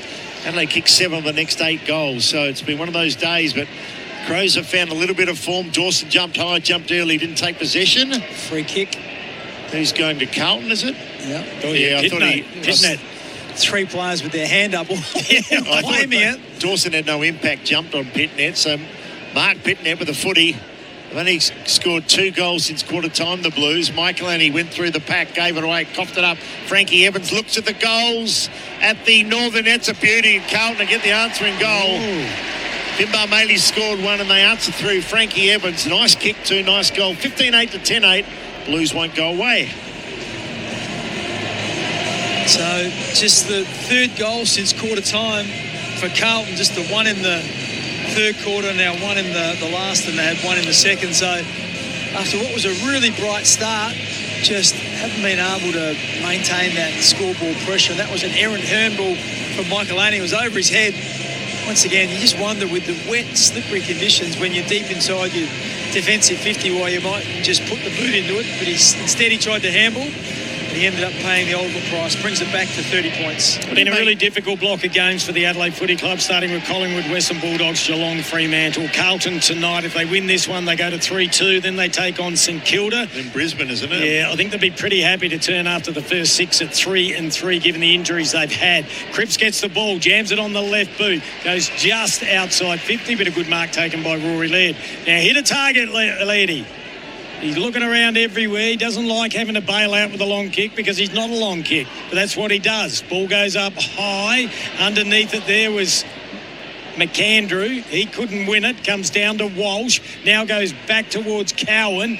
Goes the middle of the ground. That's a good mark taken there by Cripps. So Cripps looking to play on. No overlap. So he has to kick out wide. But they're free as Haynes takes it. Haynes does well. He's got McGovern loose. He's got a man in the pocket. Ignored him. Yeah. Didn't even look his way. Won't be happy with that. They kick towards Big Harry. Mackay drops another one. And that was uncontested in. I know the ball's slippery, but man of his stature and ability should take the mark. Keys now to Dawson. Works the wing to Philthorpe. Said a very quiet night himself. Here we go. Nice kick up towards a 1-on-1 delivery. Perfect then. Silver service. So what can they do? Balls to Zach Taylor. He can go into the pocket. Normally a pretty good kick. Out comes Rankin. He kicked to a 2-on-1. It wasn't a smart kick because Rankin's about 5'9". He kicked it in the air and he was against 2 players. He just had the weight. He had Crows players sprinting down the ground. Finbar Maley would have been the better option. Yeah, running into their forward 50. If he had just waited, he kick might it on have the had a ground to better Rankin. He'd much prefer. There's Big said. Ball tossed in. Adelaide have it 20 out from goal. Maley the only goal kick in the final quarter. Frankie Evans answer for Carlton. So the ball at centre half forward. Keys, he's got 3 tonight. Here we go. Comes over the back. There's Finbar. Comes out, trying to airball back. He didn't quite have the ability to think what he was trying to do. Was it a throw? Yeah, that's what they're saying. He sort of did the old Russell Ebert. Here we go. Here's the replay. Bixley, was it the Russell Ebert? Get a knuckle on it? I'm not sure he did. I'm just looking at the interchange bench for Adelaide. Mitch Hinge is out of the game, so that collision he had where it looked like he got a corked hip or a cork in the thigh, he's out. And also Jake Saligo's got the red cross alongside his name saying he's injured. Right, so that's 2, and you're being very respectful there. Before you said Mitch Hinge had a wooden leg. Ball goes inside. They're going to get another goal now.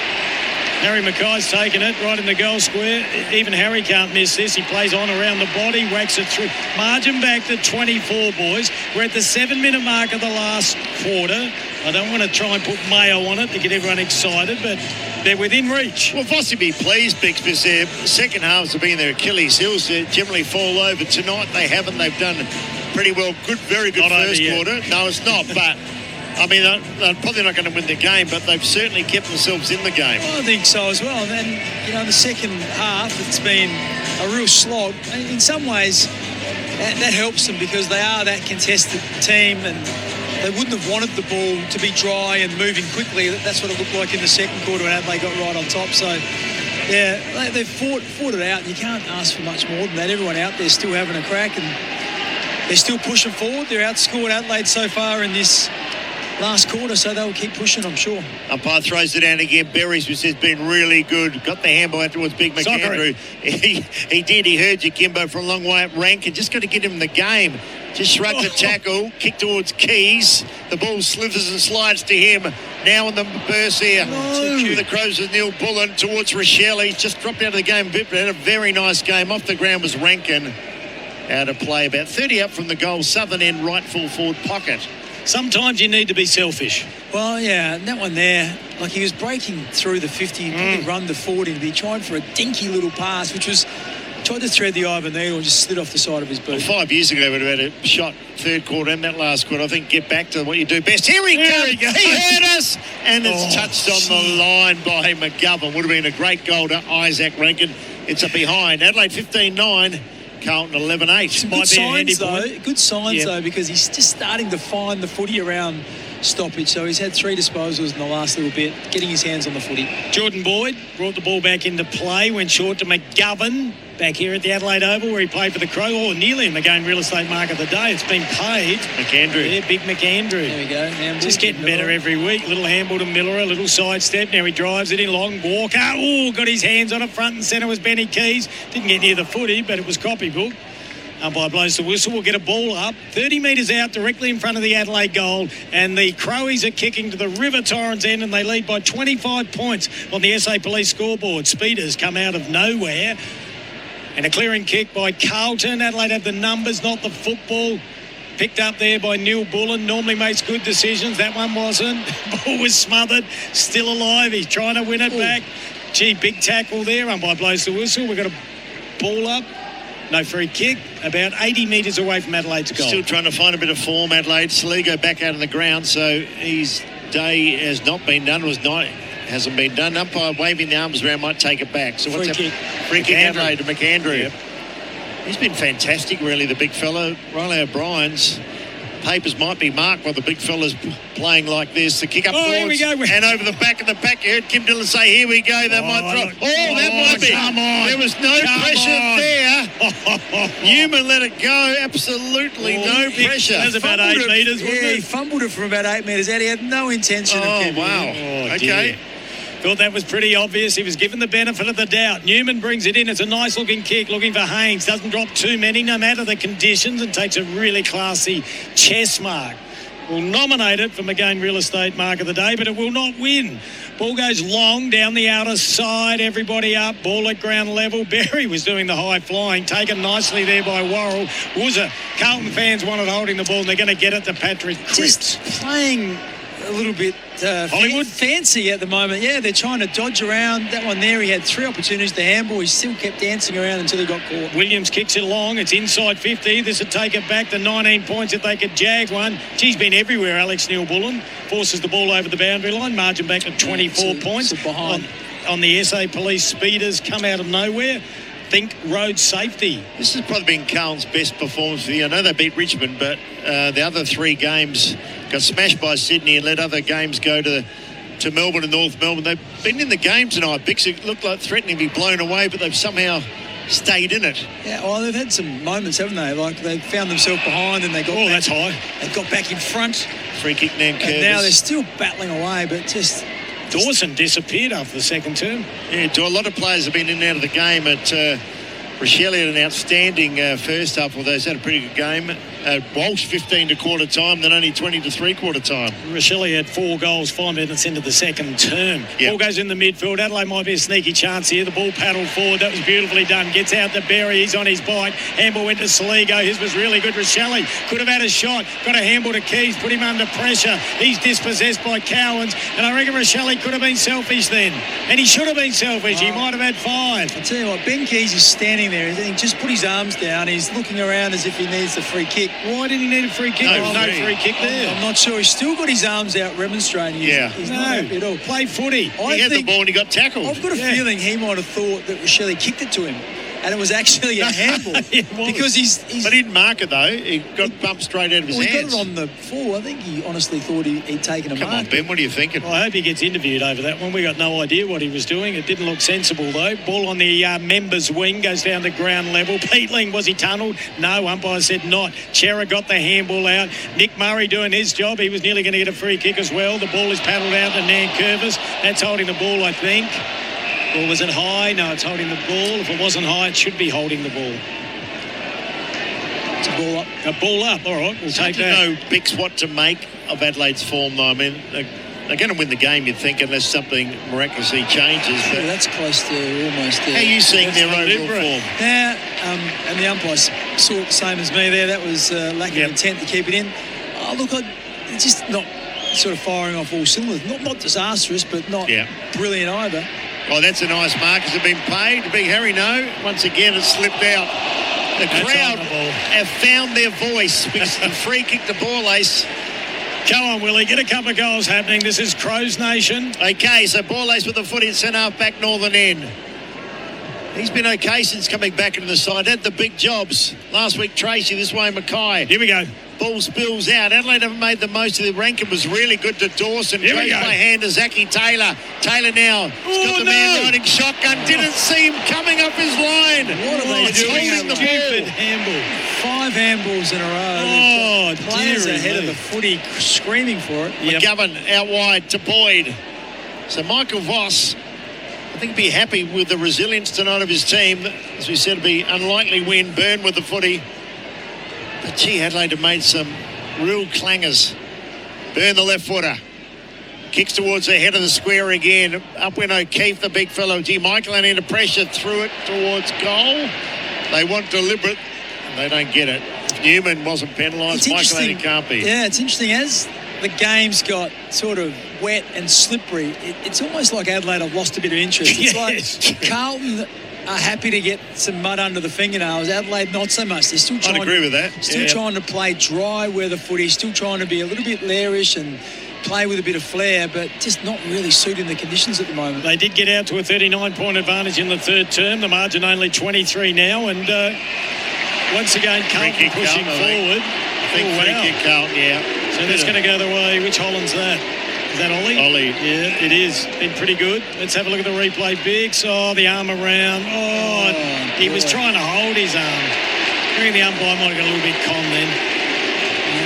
Crowd's not happy. 50. Oh, that's why they're not happy. So someone's given the umpire a mouthful, I suspect. This brings it back to 3 goals. Well, how stupid is that? We'll see if we can find on the replay who gave that 50 away, because this could be a turning point. So margin now, 17 points, and that's on the SA Police. Speeders come out of nowhere. Think road safety. Matthew Nick's not happy in the box. Might have been guy on the mark, mouthing off. We don't see too many of those. But well, let's try and have a look. You don't always agree with them, do you? And that one did look really Here we go. touchy. Here's the free kick first, Biggs.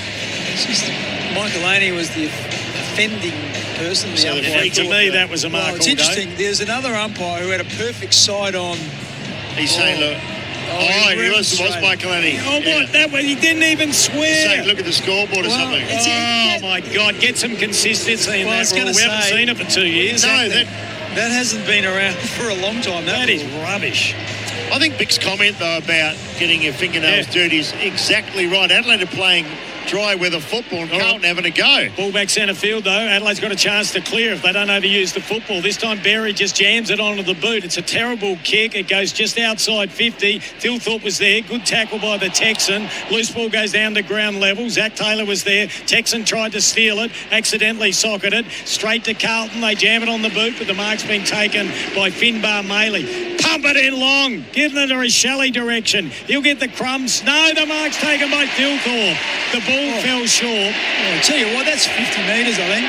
Yeah, he's bringing him back. Well, no, he's not. He brought him back a metre, Biggs. Well, he took the mark and then he just dived into his back. And Thilthorpe was very aggravated because he jumped on his back. And he's got a sore back too. Here we go. We're watching this here. So he took the mark there. Oh, I didn't think and that. then he fell over. It was well after his body weight. He took the mark. All right, well, Thilthorpe missed an easy one when Adelaide were absolutely flying, and it slowed their momentum in the second term. The big man's kicked one, is it, boys? The big beard. Yeah, he lines up. 35 metres out. He's missed another one to the right. So Adelaide now with an 18-point lead, and we've had nearly 18 minutes of the last quarter. He's just not in sync, the big fella, at the moment. Something's just off a little bit, but we know he's going to be an absolute superstar of the game. That's a nice mark. Nankervis. So what's going to do here? Go long. Get it into the Texan. Haven't taken too many marks up forward. Pocket. So Young can get a crack at it, and he's quite happy to take it over and out. So the game started in fine style the first quarter. 13 goals were scored. Since then, it's been a real slog with the rain coming through. What we're doing the last K of the marathon at the moment. Throw it in the forward pocket. Outer side, River Torrens End. Adelaide leading by 18. They sort of lost a bit of urgency. Ball gets slapped down to Peatling. He snaps, got a bit of purchase on it. But it goes out of bounds in the forward pocket, members side. So that's a good result for Adelaide, better than a point. And maybe something can happen here. Rochelle is lurking. Cowans has gone to him. Where's Rankin? He's gone to the front of the pack. He's telling Josh Rochelle just to move past him. See if they can work a little bit of magic here. Yeah, I think Nixie just be happy to get the 4 points. Free kick. I'm just watching. Really is. Scrambling for the footy. 20 up from the Crows' goal. Southern end. Who on, Biggs? I was watching Boyd. Boyd was facing Rankin. Rankin went to run, and Boyd just wrapped his arms around him and tackled him. He didn't have the footy. Sheridan. That's on the ball! He dropped the footy. Umpire just you're kidding me. You're kidding me. Cowan now to Cripps. Cripps goes just to get out of danger. Hype and under. The cavalry arrived. That's good mark to Mackay. He's threatened all night. Took that one. Now they swing it out wide. Here's a chance for Evans. The number 44, Frankie Evans. Now, this is Crows Nation, but that was holding the ball. Well, he tackled him. The ball went up. He swung his leg and it didn't hit anything. He just dropped onto the ground. Thank you. Evans now towards McGovern. He can't take the mark, but as we say, Adelaide just don't have any cohesion in the way they're playing, and Carlton are really slogging it out. They just showed the replay on the screen, which is why you're hearing all the boos. Cripps now picks it up. Big strength. He paddled his way through. Little fumble there. 20 up from goal. Evans kicked straight at the man on the mark, basically. Now a shot at goal. It came from Williams. And it might go to play. It does. Rankin couldn't keep it in. If you're hearing a lot of groans and exasperation from us, that was a comedy of errors. Pittner had a snapshot. Players slipping over. They can't pick it up, grasp it. It's been hard work since that rain arrived. Deary me. 16 kicks to Jordan Dawson, 12 to Patrick Cripps. Ball gets thrown in. Still inside 50. Here's an opportunity for Chera. Gets it over towards Florent. Kicks around his body. Worrell tried to push the ball forward. Evans has been dangerous tonight. The man with the safest hands is Miller. He's wrapped up in a tackle by Williams and will have a He's had ball a great game, up. Wayne Miller. He's been a beauty. He's in Adelaide's. He'll be in the top three in their best and fairest so far. We've got a ball up about 15 metres away from Carlton's goal. Adelaide leading by 19 points. Snapshot. Ollie Hollins. Yeah, goes through for a point. Margin now 18 points. 20 minutes gone. Barring a miracle, Adelaide will get the 4 points in their second win, but they have not been impressive for the last hour. Wayne Miller now. He kicks into a congested area. Taylor Walker's hands. He just let it throw through there. Hollins did well. Hurry kick from Jagger Smith. The young man worked it a half forward. 3 deep was Mackay. Couldn't complete the mark. Bodies down on the ground. Adelaide just scrambling to keep it in the area, and they do. It's just been one of those games you're thankful to take the points and look to next week. Who is next? St Kilda? Yeah. That'll be a bit of a barometer for Lions not too far away at Brisbane too. They want to improve their game by then. But they hopefully get some players back too. Hurry kick forward. Nice mark, Nankervis. Adelaide kicked 3-5 in the second half. They were 12-6 at halftime. They're now 15-11 to 12-11. So the margin is 8. They've been outscored second 18 half. points. Yeah, they have. So that's been good for Carlton. Big mark there, nearly taken. Not taken by McAndrew. Little kick around the body by Boyd. Great diving mark there. Who was that? Is it Jagger Smith? No, it's Kemp. He's been quiet. Yeah, he's one that may get the distance. Wow, he's been really quiet, Kemp. I'm not prepared to have a coffee on this one. He'll kick from 52. Weather's a bit better than when Riley Thilthorpe had a crack. What's his stats, Bixie? Would he have had 5 possessions, Kemp today? Hardly called him. Let's have a look. We'll get back to you. We'll get down to the bottom. He's lining up. He's going right back by the boundary. I can tell you he's had 8. You're a shocking judge. You're off by 3. He lines up. He kicks from 51. I don't think he'll get the distance. No, touched. Right on the line. Oh, maybe it's a goal. No, play on. And Nick Murray concedes the point. They're going to go upstairs. I think the goal umpire hasn't made a decision yet of which way it's gone. Well, let's have a listen. See the soft call. Right, we're not hearing the audio from that. We are 2 metres away. Got a lip read. What did he say then, Biggs? I couldn't see. Got the binoculars on him. Normally they put up one hand or two hands. It felt like a point, didn't it?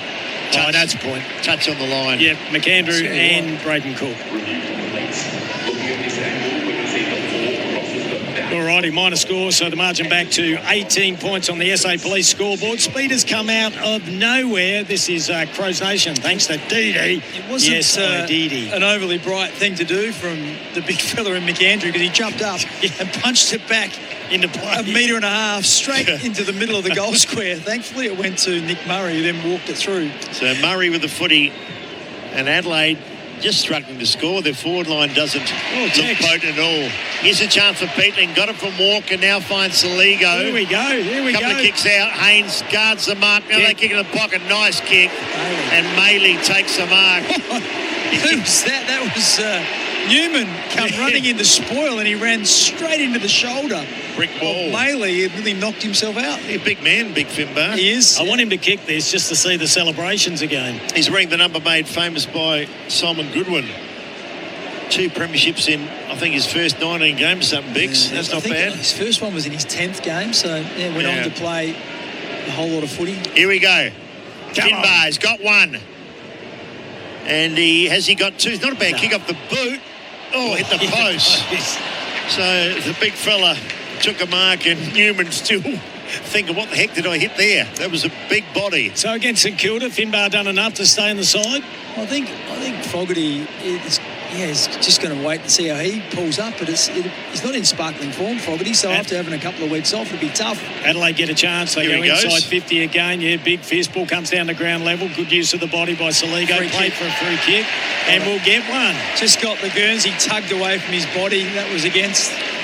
Who was that? That was Dirksen. Check the replay, thanks to Rival Brothers Coffee Roasters. As he was falling down, he tugged at the Guernsey. His last 2 years being good, or last 3 years, Saligo, just really struggling to get in the game. Bit of an interrupted pre-season with the heart problems. It wouldn't be ideal. Normally a pretty good kick, but slippery conditions, and he'll kick from what, Bix? He'll kick from 38. I'm backing him, Kimbo. 40-degree angle. Yeah, probably 40 metres out. All right, let's see. He's kicking towards the southern end. This would be nice. He likes it. He liked it the moment it hit the boot. Adelaide out to a 25-point margin. I think they'd like to kick a couple more in time on. Yeah, it's been, just workmanlike, really. It hasn't been a great effort here from the Adelaide Crows. Expected to win by, some people thought perhaps, 7-8 goals. We certainly thought 6 goals. But Carlton come to play today. They've been under a lot of pressure, Bix, and they've tried hard tonight. 24 points. Sorry, boys. Yeah. They have, and they've hung in. That's been the thing. It's been difficult conditions. Like you said, they found themselves 5 goals. But I think the biggest margin was 30 points, Kimbo. Was it? That was late in the third quarter. And 36 that got out to you. They kicked the first. They kicked the first goal in the last quarter, but since then, Carlton have really fought back and got as close as they could. Adelaide led by 5 goals at three-quarter time. Yeah, 30. So Carlton now try and work the ball forward. Adelaide, can they get a late goal? Keys had that little purple patch. Haven't seen much since then. He goes off the ground. Love to do that. Kick it straight to Haynes. Hurry kick came from Cowan. Tim Perry's had a really good game today. Worked overtime, doing some nice stuff. Frankie Evans came off his line. Berry again put his body in the line. Tried to tap it towards Laird. Couldn't do so. At the back of the pack there was Chera, who picks it up in his 150th game. Works it to Cripps. Cripps can look at the goals, and Cripps from 35 sprays it and just sneaks him from behind. Yeah, that's a good kick for goal. Yeah, that's where he's got to be a bit better, isn't it? That one there's on the run. Seen him kick them plenty of times, but just didn't square his hips up to goal, was running a little bit to the left, and that's exactly where the ball went. You say he's got to be better. I don't think he will at 31 years of age. Kicking as good as he's been, just not a great kick for goal. Taken by Berry. He's working really hard. Lairdy gets it as well, gets a few possessions. On the boundary lines, Rochelle had a big first half, drives it down the line. And a strong mark's been taken there by Nick Haynes. He's absolute beauty. He's kicked 128 in his career. He's going all right. Oh, yeah. He played up forward a bit. It just doesn't seem to kick the crucial ones. Ball now at centre forward for Carlton. Most of the interest out of the game now, just playing for the Siren. 16-12 to 12-13, 28 minutes gone. Big game tomorrow night, Bix, Freo and Collingwood. Yeah, it's going to be interesting to see how Collingwood measure up, isn't it? So Rochelle had that amazing first quarter and a bit. Adelaide might concede a turnover here. It's going to come back to Ollie Florent with a lasso. They got the 2 minute sign out there, well, the 2 out there. I'm presuming that's 2 minutes. We would know.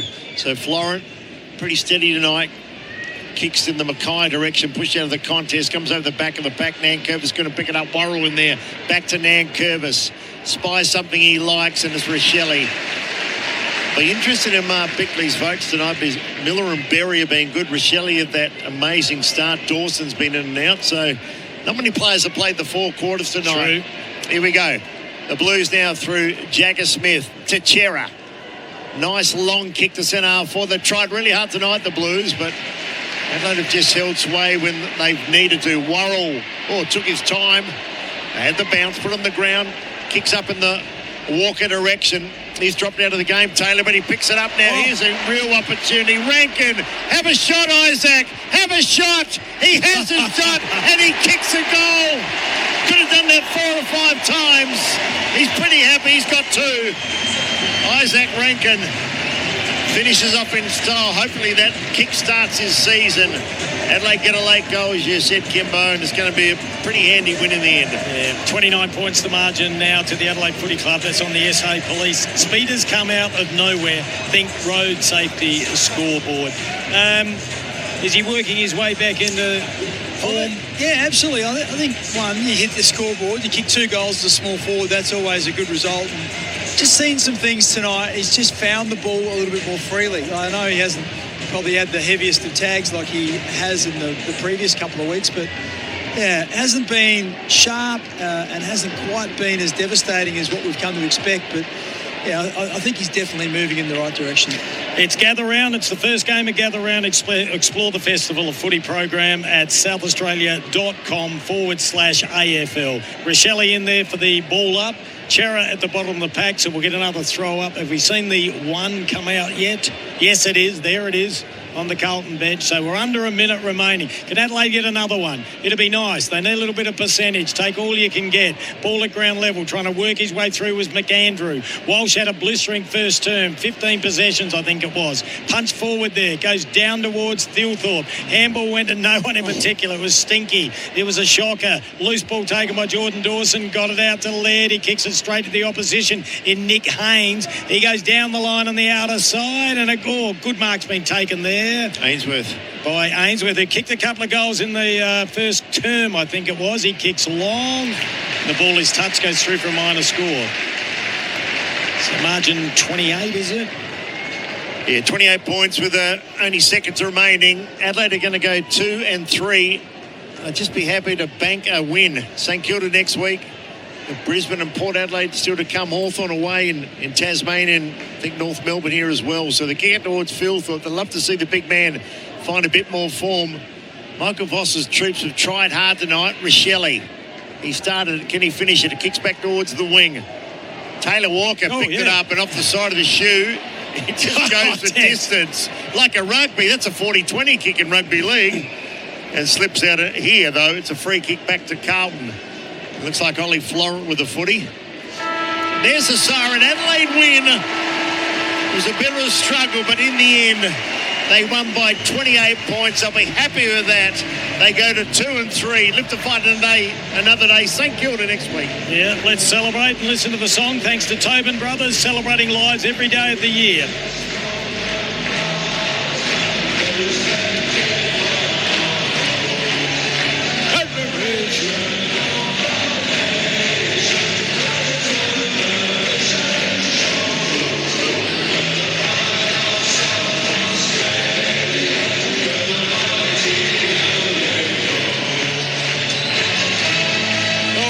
17-12 to 12-14. So I'm just checking our math was right, boys. So the margin was 28 points in the end.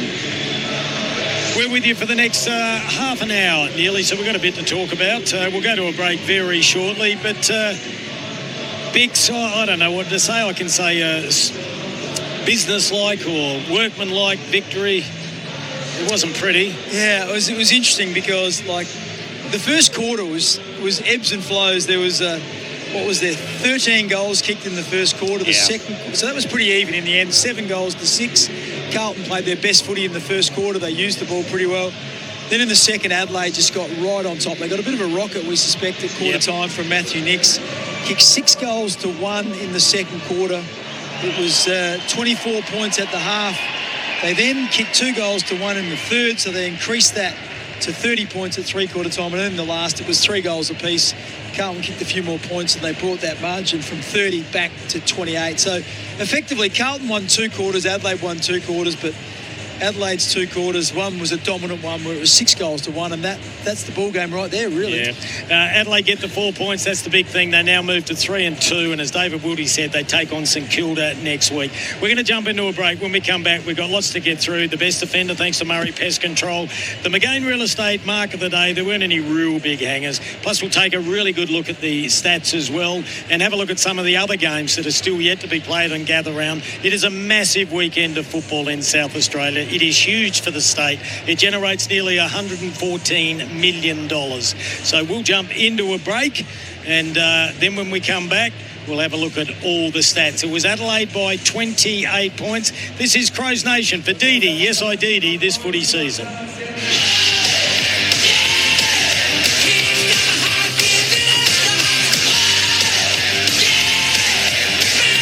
Quarter on Crows Nation was for South Australian Police. Speeders come out of nowhere. Think road safety. Wherever there's adventure, you'll find the Isuzu D-Max. With greater fuel efficiency and up to 3.5-tonne towing capacity across the range. Meaning, wherever your adventures take you, the Isuzu D-Max has your back. The best part though, adventure is everywhere. Go find yours. Visit your Isuzu Ute dealer today.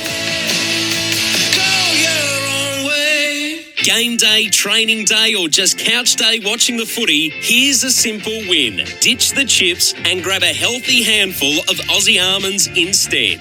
They're packed with plant protein to help support muscle recovery, they've got good fats for sustained energy, and they keep you feeling fuller for longer. No greasy fingers, no mid-arvo crash, just natural fuel that goes the distance. So next time you reach for a snack, fuel like an athlete. Make it a handful of Aussie almonds. Proudly roasted right here in Adelaide, Rival Brothers Coffee Roasters is your local trusted specialty coffee supplier. Whether it's your morning brew at home or keeping the office fueled, Rival Brothers delivers premium specialty coffee beans across SA. They're all about the sporting community too, and from early starts to weekend sport, Rival Brothers is proud to keep Adelaide going. So grab your next bag of beans online or in-store and taste the difference of Adelaide roasted specialty coffee. It's the fitness activity taking Adelaide by storm. Grab some mates or join a social event and play paddle at PaddleFit, Adelaide's first paddle courts. Think tennis meets squash, but way more fun. 4 indoor courts in Theberton open daily from 7:30am till 10pm, with lessons for all levels and equipment hire available. Play Monday to Friday before 4pm and get 25% off court hire. The world's fastest growing sport is finally here in Adelaide. PaddleFit. Go on, give it a shot. Download the app and book online. Say yes to scalding hot jam donuts and yelling ball with a bunch of strangers instead of from the couch. Say yes to cheap trips so you can do more. Say yes, I Didi. AFL Gather Round returns to South Australia this April, and so does the Festival of Footy. Go beyond the game with over 100 events and special offers across SA. There's local markets, watch parties, live music, premium food experiences at world-class wineries, and opportunities to get up close with your favourite footy team or player. Grab your mates or family, wear your colours, and enjoy the Festival of Footy in South Australia. April 9 to 12. Explore what's on this Gather Round at southaustralia.com/Festival of Footy. Ugh. That's enough to send shudders down anyone's spine. Are you hearing critters rustling around in your roof? Well, it might alarm you to know that 8% of household fires are started by rodents gnawing through electrical cables in the roof and walls, not to mention the spread of disease and bacteria they can cause. But there's a simple solution. Book a rodent treatment with SA's leading pest control specialists. Your team from Murray's. No worries with the team from Murray's. Go to murraypestcontrol.com.au. I'm a selfish prick. I drive home after drinking because I'd rather spend money on booze than a cab. Because I can't be bothered going back to my car in the morning. Because I've done it before. Because I can handle the booze and I only had a couple. I drive home after drinking. Yeah, I am a selfish prick. Think road safety. A message from the Government of South Australia. Toolkit Depot's auto sale drives big savings across our huge range of auto gear. Grab hot deals on trusted auto brands like Kinchrome, Gear Wrench, Milwaukee, Sidchrome, SP Tools, Barco and more. Shop auto deals in-store or online at Toolkit Depot now.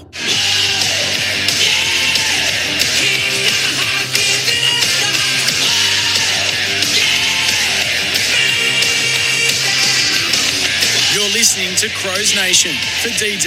Yes, I DD this footy season. Oh, shocking. Shocking.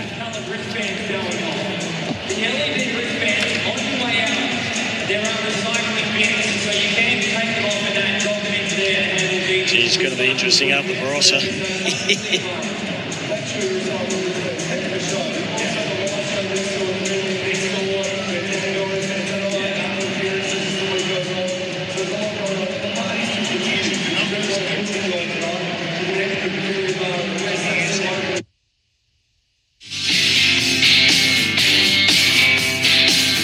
Sorry, I was just having a chat to Eddie Corns. I was talking to the boys about the 3-2-1. Hey, welcome back to Crow Nation. We all had our headsets off, so I apologise for that. This is Crow Nation for DD. Yes, I DD this footy season. Adelaide got up by 28 points. Their biggest lead throughout the game was about 30. We've got a bit to get through. Kim Dillon, David Wildy and Mark Bickley. Hey, Bix, the best defender thanks to Murray Pest Control. Oh, look, I think Wayne Miller was outstanding tonight. I just thought that he was calm and composed, and even when the weather got really wet, they still wanted to give the ball to him as often as they could. He finished with a stack of footy. He had 25 disposals, 620 metres gained, and was very, very good in terms of his efficiency as well in the high 80s. He's the most worth tagging, I reckon, Bix. He's one player from Adelaide. One player that gets it out of their defence. I think teams have. I think against the Western Bulldogs they tried. Yeah, that's true. Someone to him. I'll take that back, Willie. Once again, and that was before Laird was playing, and you had other sort of, Worrell who can kick the ball a little bit as well. So it wouldn't surprise me at all because he is so important. We're going to go down to the rooms and have a listen to the song.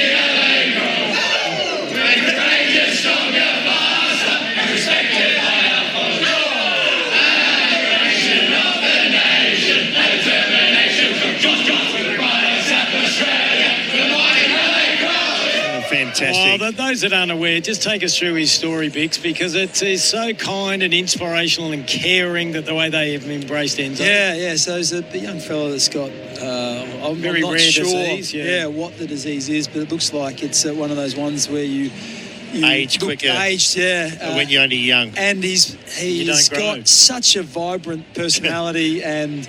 Yeah, he's been involved and around the footy club for a long time and absolutely embraced him in there and gets the opportunity to join in and sing the song. So it's absolutely fantastic. And, the smile on his face was priceless. And a lot of people don't see what footy clubs and AFL players do for a lot of people out in the community. Just quickly, that best defender, Wayne Miller, pest problem, no problem with the team from Murray's. Do you want to have a look at some individual performances? We've got a little bit of time, boys, before we get into other awards. Yeah, let's have a look at some of the leading stat winners. So if we look at the people who had the most footy on the ground. Paddy Cripps ended up with 29 disposals, 13 kicks, 16 handballs, 9 tackles, kicked 2 behinds. 58% disposal efficiency, so that's probably the knock. I guess it gets pretty wet out there though tonight. Yeah, gets a lot in traffic though, and what just was gets Berry's full. percentage? So Berry had 29 disposals. He was going at 72%. Fair difference. That's he's good. Almost 50%. And he had a bit of go at Walsh too there for a while after quarter time. I like Berry's game. And just looking at some of the clearances as well, which are interesting. So Pitney had 10 clearances, Chera 7, Cripps 7, Peatling 6, Dawson 6, Rochelle 6.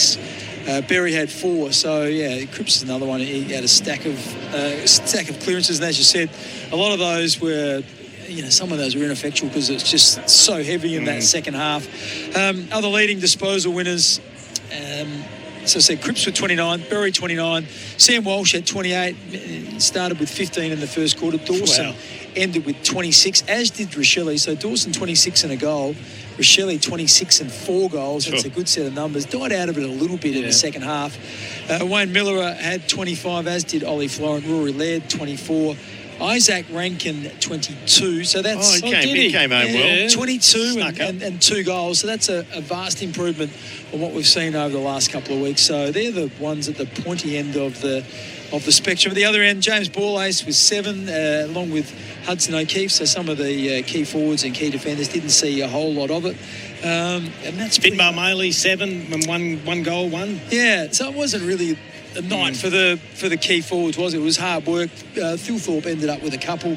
Taylor Walker got on the scorecard as well. So did Harry Mackay, but no real big numbers. It was the smaller forwards who did most of the damage. And Mitch Hens has had a troubled summer, came back. He was looking good. He got off to a really good start, but any updates on his injury? No, looked just like a collision injury. Just Corky went for a marking contest, and then when he got up, he looked very stiff and sore. So it's probably a hip flexor or maybe a corky high up in the thigh or the glute because he couldn't take any further part in the game. Just looking at some of the team stats, which were interesting.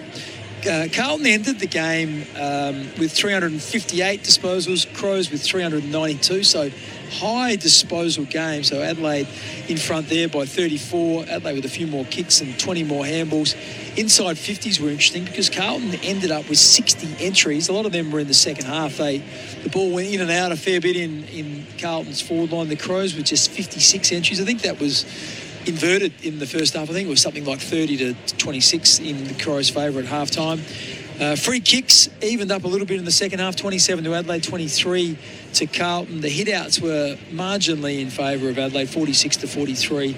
Clearances ended in Carlton's favour. Total clearances 44 to 40. Centre clearances 16 to Adelaide, 16 to Carlton, 13 to Adelaide. So that one period that Carlton will be really flat with, it was that second quarter where it ended up being 7-1 out of the centre square, and Adelaide used that centre square dominance to hit the scoreboard, kick 6 goals to 1 for the quarter, and probably put the game out of reach of Carlton. We looked at the Geelong Hawthorn game last week. That game was unbelievable pressure, unbelievable. And I think Adelaide are way off that at the moment. No, they've got the victory and they can only build with players coming back, Bix, but sometimes you look at we call it the simple way of looking how many guys are playing better footy than last year, and there's probably only a couple of players. Miller had a good year last year too, but Rochelle's back into the team playing some super footy, but most of them are perhaps just treading water at the moment or have gone backwards. Yeah. So you've got to remember, Adelaide's got, half a dozen of their first pick players out at the moment. So they've done well to be within a goal of some really good sides playing poor footy. Well, the big thing is that, it's games like these. Even though you're not playing well, you still got to get the points. Now, at some stage, it will click. We're seeing Rankin move a bit closer to his best form. After the first quarter, the contested footy, which they end up winning, by the way, for the match, and their clearances were much better than what they were in the first. So they've still got some kinks to iron out, but as we saw, when they did get on top in the middle and they moved it quick, they looked really damaging in the forward half of the ground.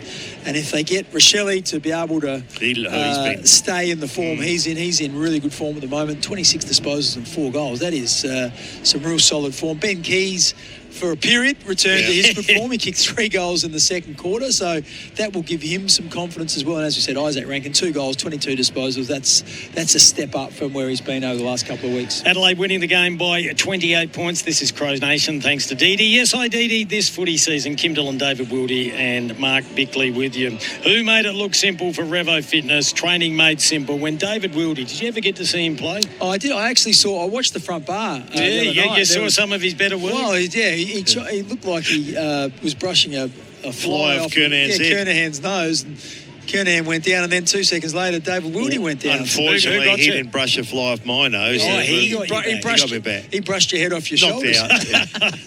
We can burn side hospital, Vicks. Did he get any games for that? I had a pretty bad eye injury, like nearly severed the optic nerve and did a detached retina and all that, so they want to keep you still for a while. I got out of hospital then and I went down to the Greville Tavern as everyone else had been.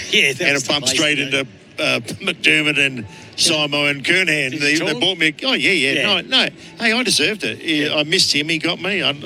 Did he get games for that? No. He didn't? Nor did I. I never got a game. He didn't either. How could they miss that? Well, that's the way the world works. If you... if you want to do that, if you want to play in that field, you might end up wearing one. Ironically, their 30-year celebration at Glenelg, Bone got me to host the night, and Kerners was their big guest, so we had a bit... No, he's a good lad. Well, as we know, we work with all of them. Yeah, and Stixie's a beautiful man.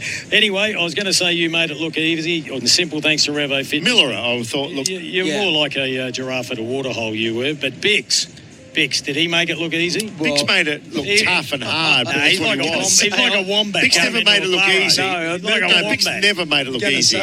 Wombat and a giraffe here. Day I stood you at Adelaide Oval, I made it look easy. I was telling young Benny, Bump up Benny about Came hiding, Benny. Glenn Elliott said to me, go to centre half forward. I said, what? Is he talking to me? I said, the runner, you want me to go to centre half forward? Big Willie, I can remember, just down there, northern end, just punch. The odd mark too. Come on, boys. It's not about me, Bix. You're putting a glass eye to sleep there. That's the Jeez. Oh, let's bring Nobody's interested in 1976. Well, we are. Hello.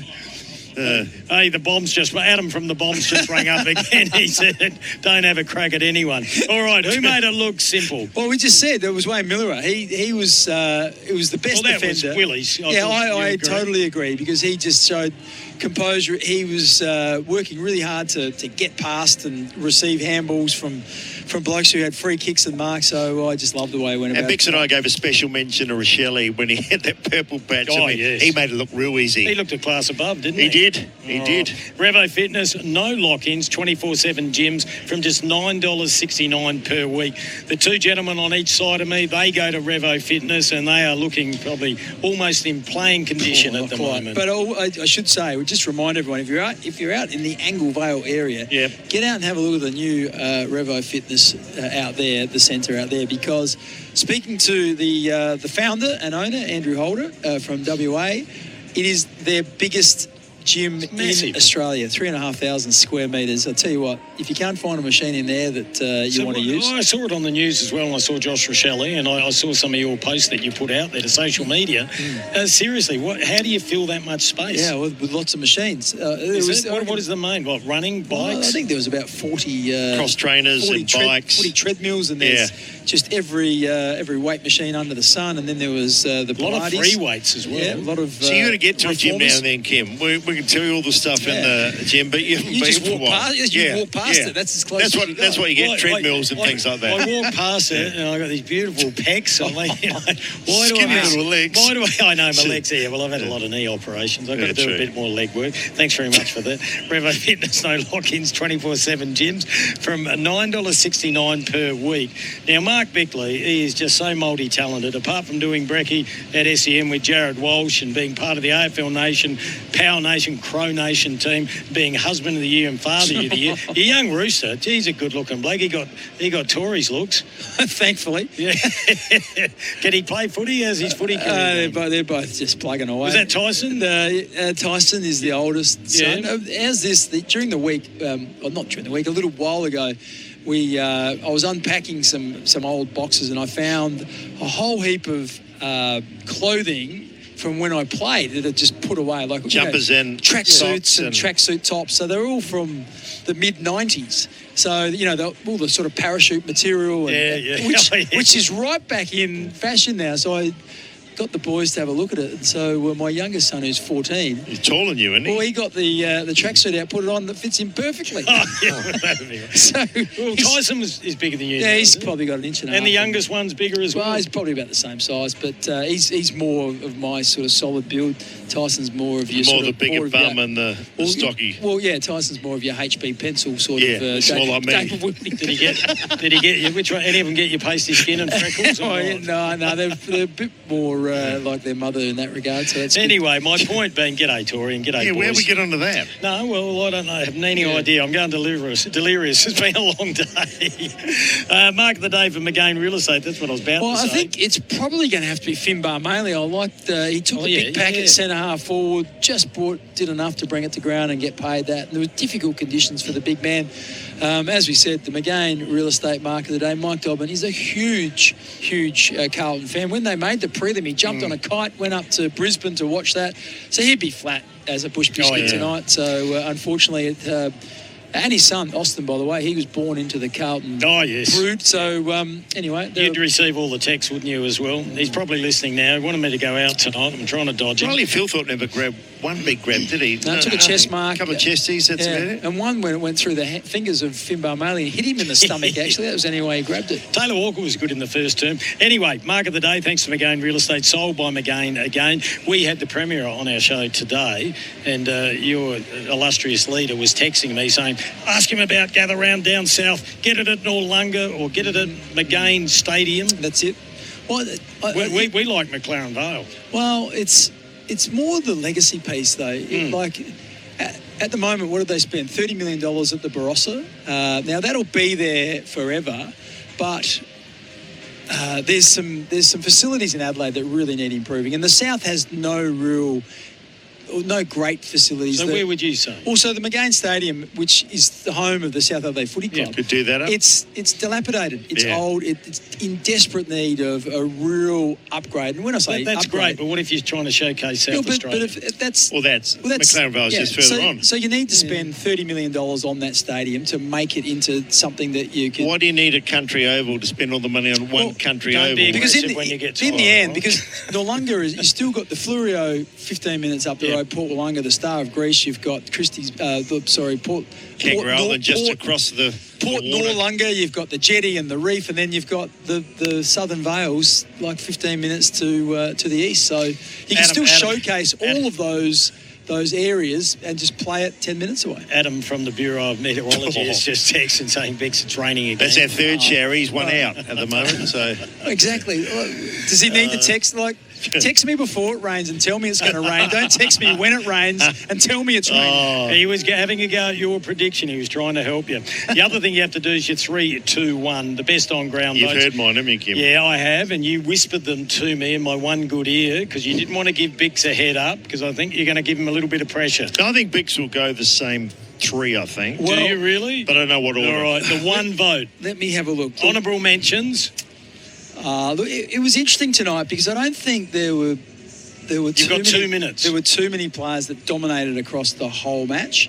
And there were a couple of players that consisted, but then there were some players that were absolutely brilliant. So you've got a minute and a half now. Okay, so what I'm going to do, I'm going to go one vote to Sam Berry. He's doing it on the run. Okay. One vote to Sam Berry.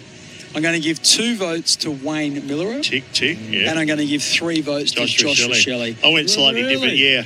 I just thought the game... Other 3. The game was in the balance in the first half, and he was just absolutely brilliant. You finished with 26 disposals and 4 goals. That's not bad. That's a phenomenal effort. Yeah, and that's when the whips were cracking. In the second half, it was really dour and slippery and hard work. So, yeah, for me, he was the most influential person on the night. We're not going to question you. You're a 2-time premiership captain. Willie, if you did quiz him, though, what would you say? I went the same 3-2-1. No, I went Miller Best on ground. I thought overall 4 quarters, but Bix is right. Rochelle probably won the game from. So I love it, boys. We're going to listen to some of the highlights. There are a few in the first half, not many in the second half. Thank you to Eddie Corns back there in Melbourne, who's doing the producing, and Bumfluff Benny and Paul Bonzo and Big Trav that have been helping us out here in Adelaide. It was the Crowies getting up by 28 points. You've had a big day. I've had a long day. I need sleep and food. This is Crows Nation. Thanks to Dee Dee. Yes, I need a few other things, but I don't think I'll get them tonight. Thanks to What do you need? The Masters is on late. That's right. Watch a bit of golf. Yeah, exactly. Get your mind out of the gutter, you guys. It wasn't me. It was the two at the back. All right. If you want to know how Adelaide got up by 22 points, this is how it happened on Crows Nation. Neil Bullen right on the 50. Delivery. Silver service. Marked and goal. Rankin. End to end. Brilliant play, Adelaide. Phil Thorpe can't get in the game, but he might now. The big fella trying to go off the ground. Can't get back in numbers. Rochelle for his second. Oh, my goodness. Incredible kick. Josh Rosselli's kick 2 miracle goals in the right full forward pocket. That was nice. Gets it out now. Taken by Rosselli. He'll want to kick his third. He's a beautiful finisher.